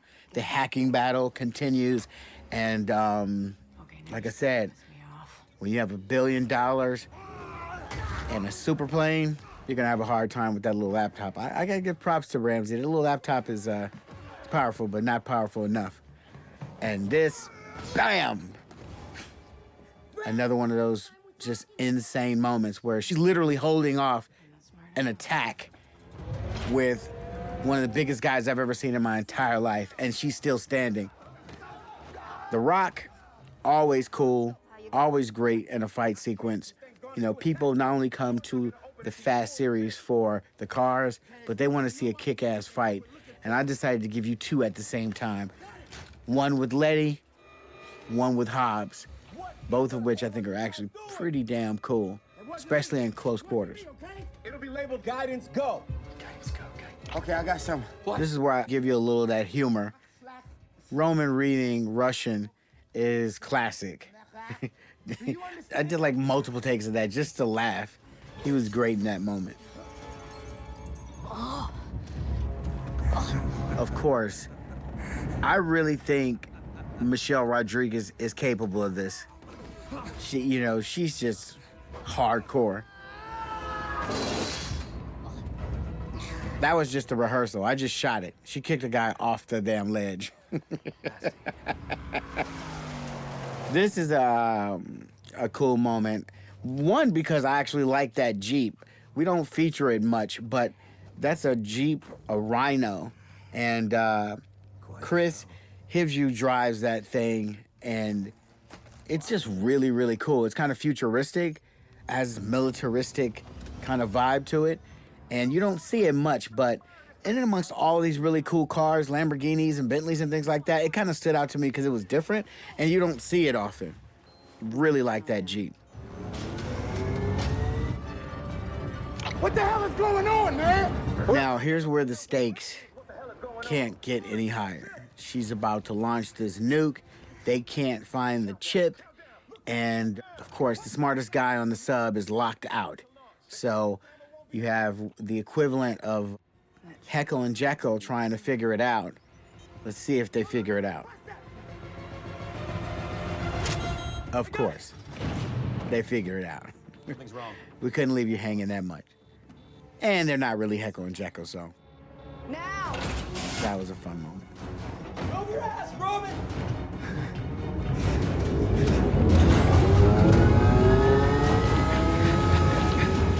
Racing to the cars before this dry dock enters the bay is what the team has to race against. I didn't really mention it earlier, but in the script it just said there was a submarine there. You see it now emerging in the water. It's actually on top of a submarine dry dock. And, which is actually a ship itself. It's a vessel. It's kind of like a tow truck for a submarine. And I thought that was so cool. I wish I had featured it more, but I didn't just want to just show a submarine, because we've seen submarine movies and stuff like that. I wanted to see a submarine on what was the equivalent of a tow truck for a submarine. And now that thing has been submerged and underwater, and it's on the loose. Here's that comedic moment with Roman to counter the drama and the suspense. And Tyrese is just naturally funny. He's a kid out of Watts, California, and he's just a natural comedian. Every time I hang out with that guy, he constantly has me laughing. So it was actually pretty easy to get a performance out of him, because I know how to push those buttons to get him going, and he's just naturally funny. Dom, do you really want to put that car in gear? Do they? This is, again, where you have our main character in the movie, Dom, who has very few words in the third act. He has very few words in the movie. And he still has to give a performance without lines. And, some people think that's easy, but sometimes that's the hardest performing you can do, because you can't rely on the normal crutches of, dialogue. You have to internalize a lot, and it's very easy to overact. And again, he just made a lot of really good choices to be someone who's so used to overtly giving you, making certain choices as an actor, because that's what these characters call for. But for him to have to come from a place that's more internal, I just think he did a really, really great job. No, they ain't. Now, this ice sequence is a total contrast to Cuba. I told, my production designer and, my entire team that I wanted fire and ice. And that's really what you're gonna see, is the contrast of red flames and also the blue sky and the blue ice, and just the mix of those colors. The contrast gives you a different look, and it's completely different than what we established in Cuba. And I was very conscious of how I wanted this to feel, with just the, 180 degrees opposite of Cuba. I wouldn't call it a trick, but it's definitely something to keep the audience kind of engaged in a different way because they just don't see the same color palette over and over and over again. So I consciously made this part of the movie feel a certain way so you felt like you were transported to another part of the world that felt completely different. My DP, Steve Winden, did an amazing job really creating the looks with me.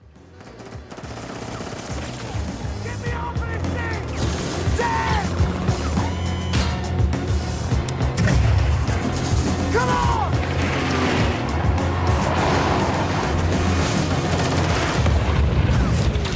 Again, more humor to counter and to balance the drama with, that's a pretty strong door. Those are pretty... that's one of those moments where I kind of scratch my head and go, wait a minute, I know that was a bulletproof door, but could it withstand all the gunfire? But apparently it was a really strong door, so... Number 11, my ass. Now, if you knew what it took to get Tyrese on a plane to go to Iceland, I literally had to call him at home, and I didn't have to beg, but I really had to convince him that it was important for him to do that moment on the ice. And this guy hates the cold. I'm talking about he would rather be anywhere on planet Earth as long as it has nothing to do with ice or cold weather. He's a true Californian. And I convinced him to do that.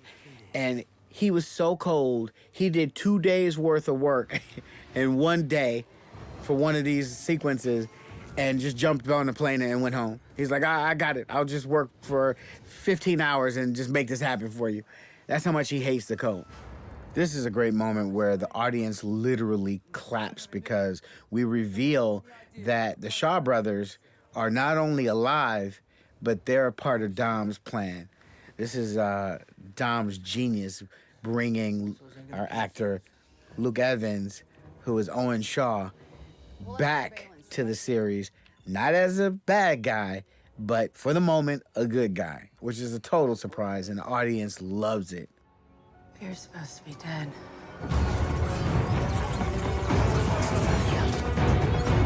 Here's a quick Easter egg.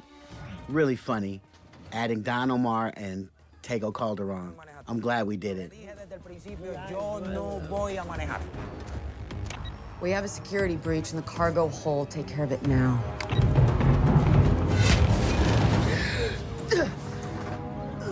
Jesus, Mum. You're supposed to avoid the nerves. Oh, shut up. Don't be such a baby.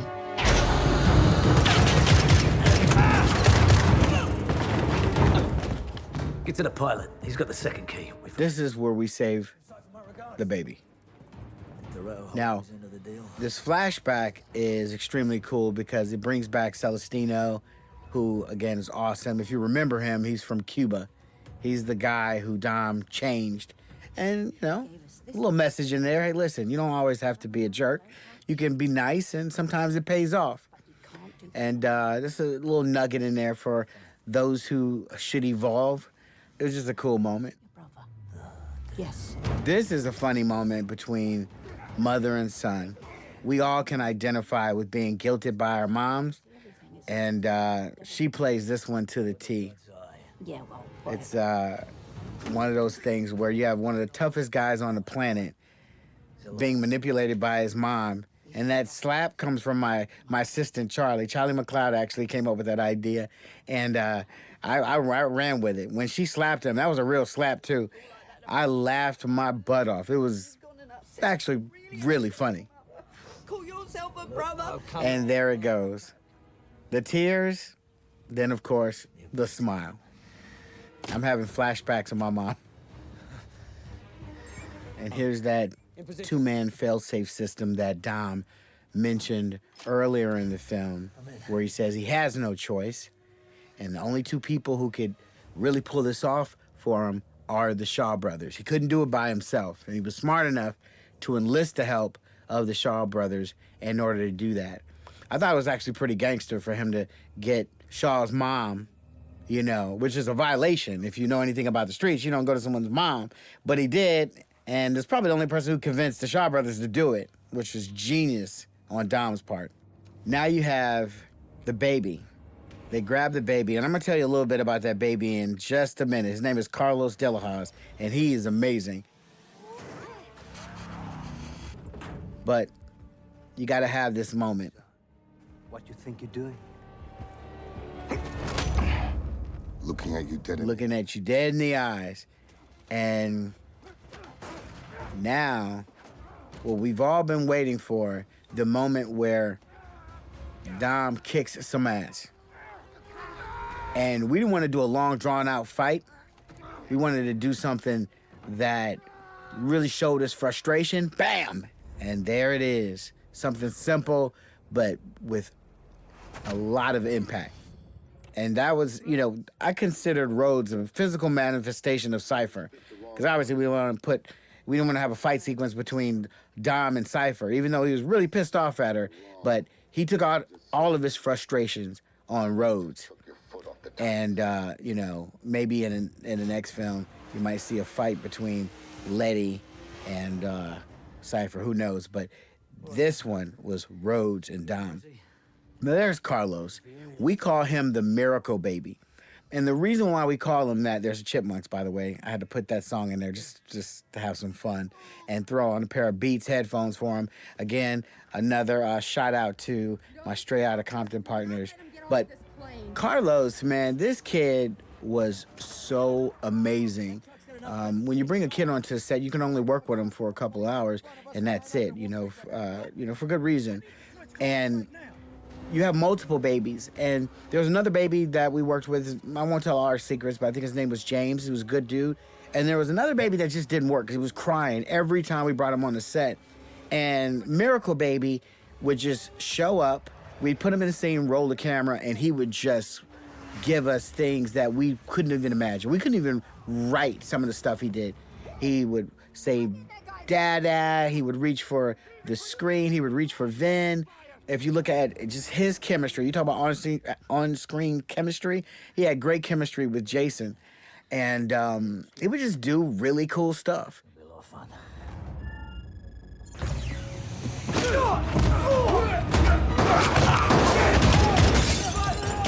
This is a great moment that Chris Morgan came up with. Somewhat of an homage to a John Woo film back in the day. And you know, I questioned it at first because I'm like, wait a minute, what about the loud gun noise and the gunshots? And we solved that with the headphones, the noise cancellation headphones. So that's how we kind of explain away why this kid wasn't traumatized by that fight sequence. This is, of course, Dom's hero moment with the ice charger. Gave you a little bit of Dukes of Hazzard with that, you know, jumping off the cliff, saving the world, saving the moment, saving the team, saving the family. And a good hell yeah moment from Roman when he blows up half of the vehicles trying to chase them. I love it. And those are real explosives. And if you knew what it took to actually engineer these massive explosions on ice, I think you'd be impressed with our special effects guys. J.D. Schwamm, our special effects guy, and his team did, I mean, just nothing short of miracles all throughout this movie. I'm sorry I didn't even mention him earlier with all of the cars dropping out of the parking lot in New York. Just the engineering that it took for the wrecking ball and, you know, the explosions. Like, you know, we had hundreds of people working on this film and different places around the world. The thing I regret is that I can't thank every single one of them by name because it's just so many to do that. But the people that I did mention, I really appreciate them because I couldn't dream up, you know, some of this stuff. And if I could dream it up, I sure couldn't tell you how to do it. So, you know, the technicians behind a lot of the stuff we take for granted here that looks cool, that sounds cool, that's entertaining, you know, it's just a lot of very smart people behind it. And I appreciate it. I want to really thank them again. Go for a ride.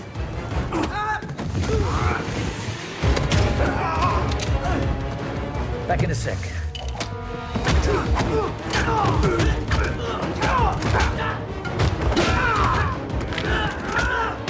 How cool is this? When I grow up, I want to be like Jason Statham. Where's that smile? There you go. Look at Carlos. Again, this is one of the funniest moments for me. You gonna shoot a baby? Comedic timings. Are you gonna shoot a baby? And then, of course, he goes and he smashes this guy's head. And look at James. Look at those eyes. He's just, that's real. It's not visual effects. This guy's like, what the hell is going on back there? And it's just funny. It's just really, really funny. And then, of course, we had to throw in a toilet humor. I'm not too good to throw a little toilet humor in there, you know. I haven't been nominated for an Oscar yet, so. And then, of course, the Godzilla moment with this nuclear attack sub that breaches the ice in Russia, chasing our team and destroying a few Russian separatists and their vehicles. This was a phenomenal moment, you know. And when you gotta top yourself, when you gotta top cars flying out of an airplane, cars doing all types of, you know, jumps from building to building, you get a nuclear attack sub. And you have what is the equivalent of a chase with a nuclear attack sub. And that's what we did. This is pretty, I mean, I don't know how to describe it. This is insane. It's just insane. That's not good. That's not good! Letty gets her moment with her rally fighter. And of course, Ramsey gets put through it. Not only in 7, but in this movie. She goes through it with Dom, and now in this movie, she goes through it with Letty.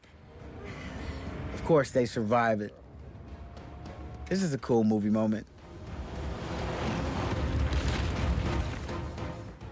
If you can imagine the amount of gas it took to power that sub, you know, let alone these cars, you know, these are like high-powered cars, or all the horsepower.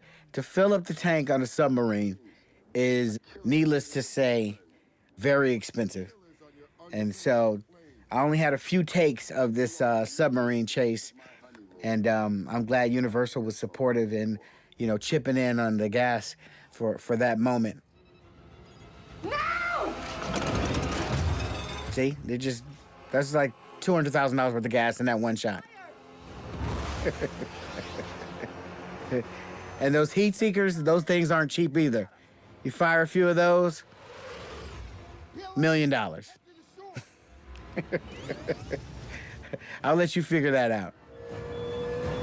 Now, there is a turbine built into Dom's ice charger that powers up the EMP. He's using that to draw in the heat seeker missile, which is genius. Of course, he loses it for a second, times it out, and of course, Cipher overplays her hand, and exactly what she did want to do, she does, and Dom does the iconic wheeling moment, which is just, you don't have a fast movie without it, and she destroys the sub. She's pretty smart right up into that moment. And Dom is fireproof at this moment. No, remember, the car is bulletproof, so you have to assume if he opens that door, he can fly, you know, a couple of little, you know, bruised elbows. He's good. It's Dom Toretto. This is not like some average guy.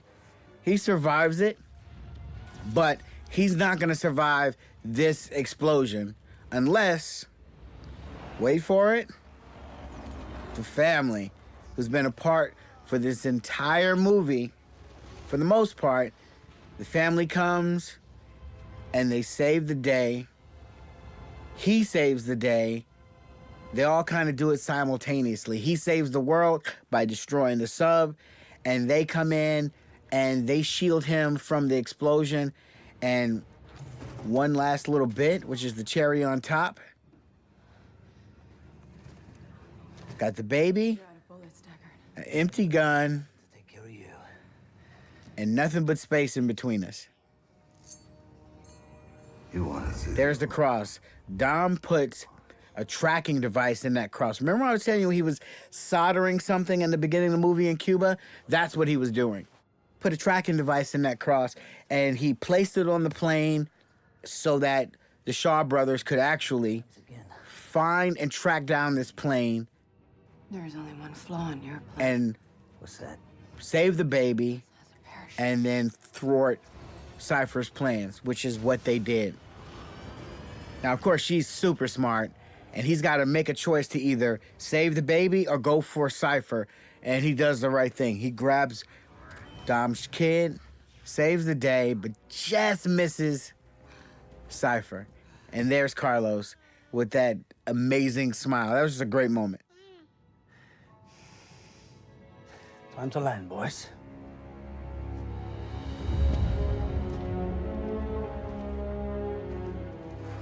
Now, there's the slow motion walk in the ice cold.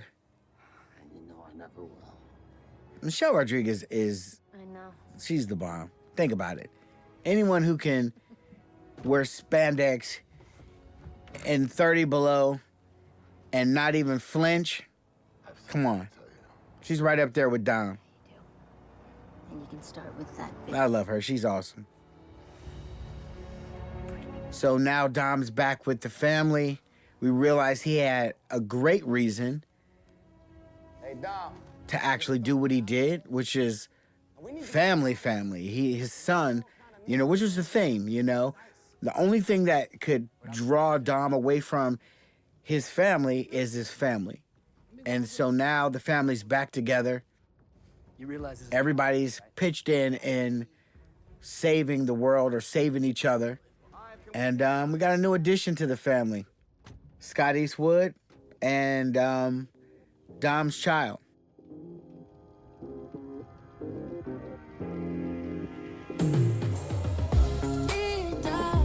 We make it back to New York.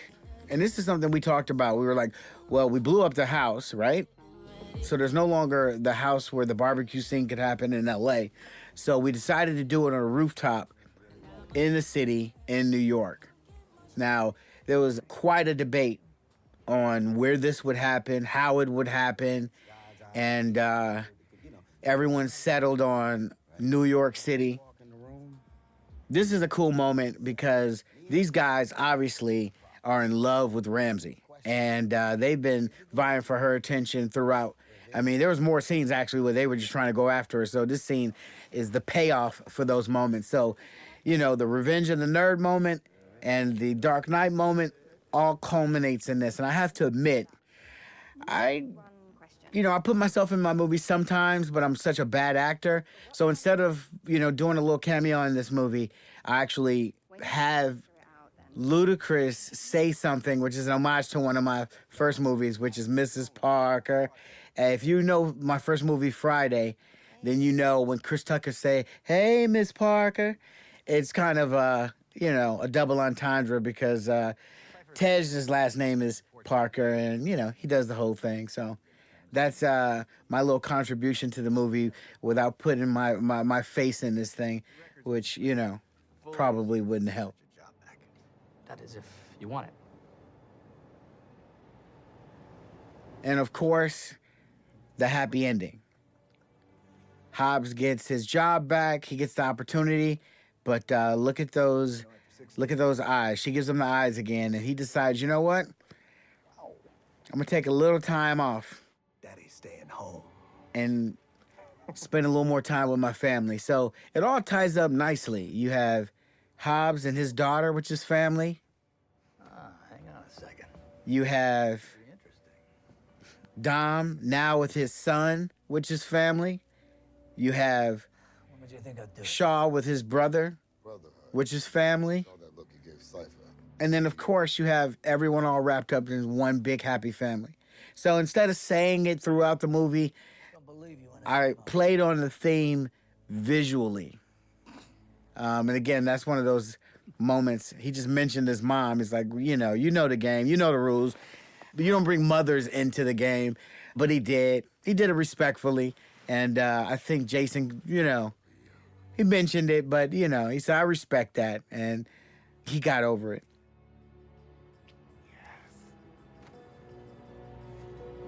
Look at Miracle Baby. See, he just pointed up instinctively. Just the best kid. He looked like he could be Vin's son, by the way. I love that. That's always a challenge, casting someone who you believe. And I like this moment. This is just a really quick moment that I had to fight to put in the movie because I wanted him to ask Letty for her acceptance of the kid. And when she puts her hand in his palm, that's her accepting his new child. I didn't want it to be a foregone conclusion that she was just gonna be okay with this. And so I fought really hard to put that moment in because I think that out of respect for her, he had to say, listen, this is my life from now on. Are you gonna continue this journey with me? Are you gonna ride or die with me and my son? And when she does that, she accepts. And people asked us, how are we going to respect Paul's legacy? And naming Dom's child, Brian, was part of that. We didn't want to go too far, and it's a really delicate balance that we had to strike because I, didn't want to be exploitive, but we wanted to be respectful of the legacy. And so naming the kid Brian was, I think, the classiest way to really, really respect Paul's legacy. And there you have it, The Fate of the Furious. I'm so proud of this movie. I'm so proud of working with this cast, working with Universal, working with my producers and my writers, my editor, my team, my crew. I'm very, very proud of this movie. And when I put this poster up, this is one for the record books. And that's it. Thanks for hanging out with us, guys. Till it ain't enough space up on the table to fit them. Go ahead and raise a cup up for all my day ones. 2 middle fingers for the haters. Life's only getting greater. Straight up from nothing we go. Higher than the high skyscraper. No little league we major. The proof is in the paper. We put the good in the good in the good life. We put the good in the good in the good life. You put the bad in the past, now we alright. You know. We put the good in the good in the good life. We put the good in the good in the good life. I said the good life. You put the bad in the past, now we alright. We alright.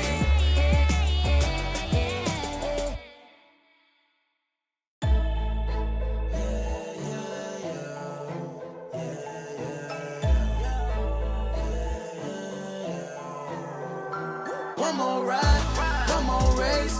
We go all out, we don't play. One more ride, one more way. We don't slow down, ain't no breaks.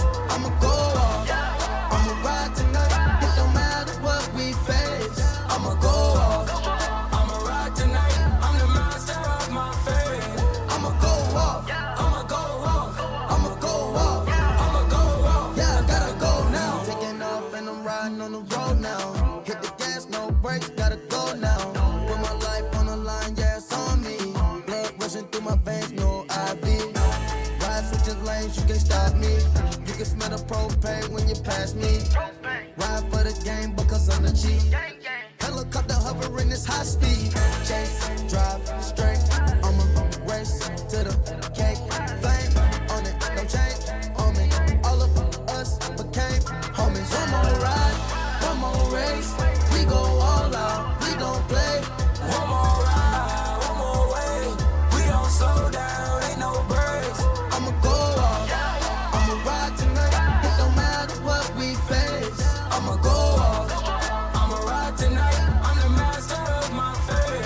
I'ma go off, I'ma go off, I'ma go off, I'ma go off. Yeah, I gotta need the child in overdrive, yeah. I-5 to I-9, we go all night. Double low speed, double low shift.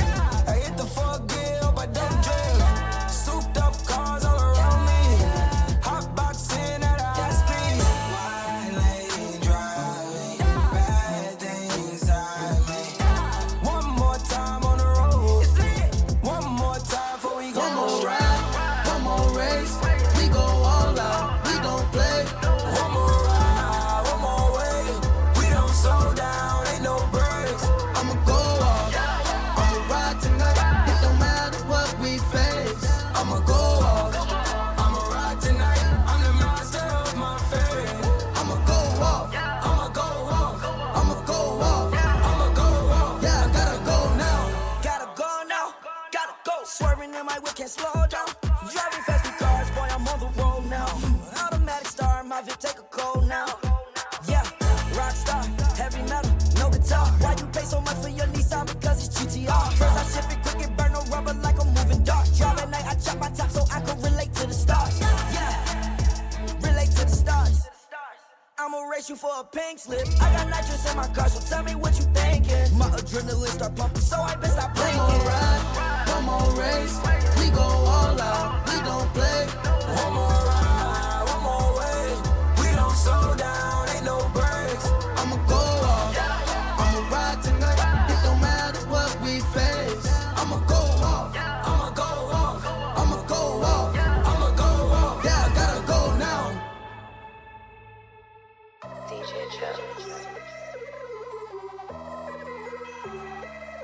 Oh yeah.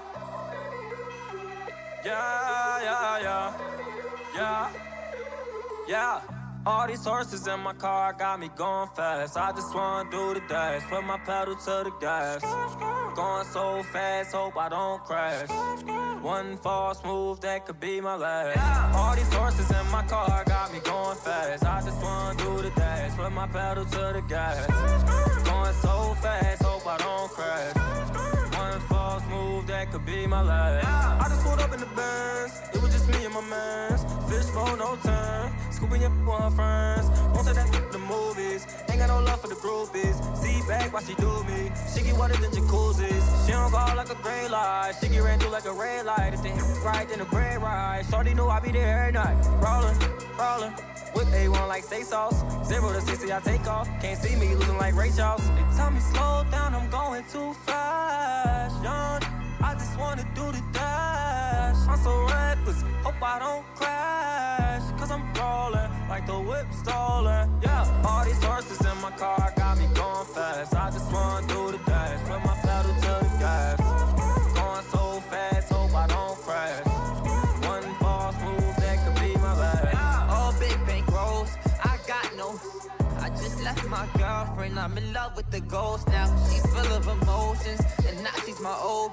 Cause my Rari knows how to ride when it goes down. And my watch on froze, watch it glow when the lights out. If it's hot or cold, we gon' still bring the bikes out. I jumped out of Rolls Royce and I hop in a Lamb now. When I push the button, they like, what the fuck is that sound? All these horses in my car got me going fast. I just wanna do the dash, put my pedal to the gas.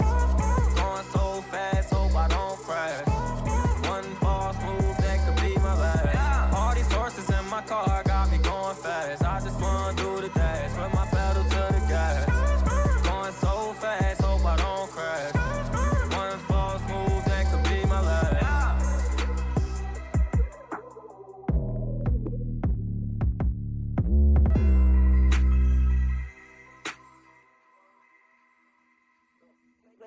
Play gon' get his head, boys, you know how we coming.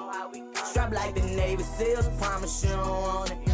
This for them, be speaking on me. Rob Pooh, you got me f***ed up, you ain't taking nothing. It gon' be a murder, play with that money. It's gon' be a murder, come run up on me. It's gon' be a murder, burn you and your homie. It's gon' be a murder, thinking that I'm stunning. It's gon' be a murder, If you think about taking some from me, top up out your body, but I bet you ain't gon' play with me. Try me if you wanna, I stay with that burner on me. What you doing? I can't let you get no rip off me. You must think I'm a hooks up. I don't know who the f you must take me for. That shit that you talking ain't fearing us. How you come, you ain't seeing us. Say we beefing, gon' catch him and word him up. Tell me pull up and I'm pulling up. Updated pain, we ain't sparing nothing. Caught him up in the bottom, he ran from me. So you know he flexing with them bands. Whole lot of more up in my pants. Try to take it, all you hear is bang. Try to take it, all you hear is bang. They gon' get his head, boys, you know how we coming. Strap like the Navy SEALs, promise you don't want it. This for them. Be speaking on me, Rob Pooh, you got me f***ed up. You ain't taking nothing. It gon' be a murder. Play with that money. It's gon' be a murder. Come run up on me. It's gon' be a murder. Burn you and your homie. It's gon' be a murder. Thinking that I'm stunning. It's gon' be a murder.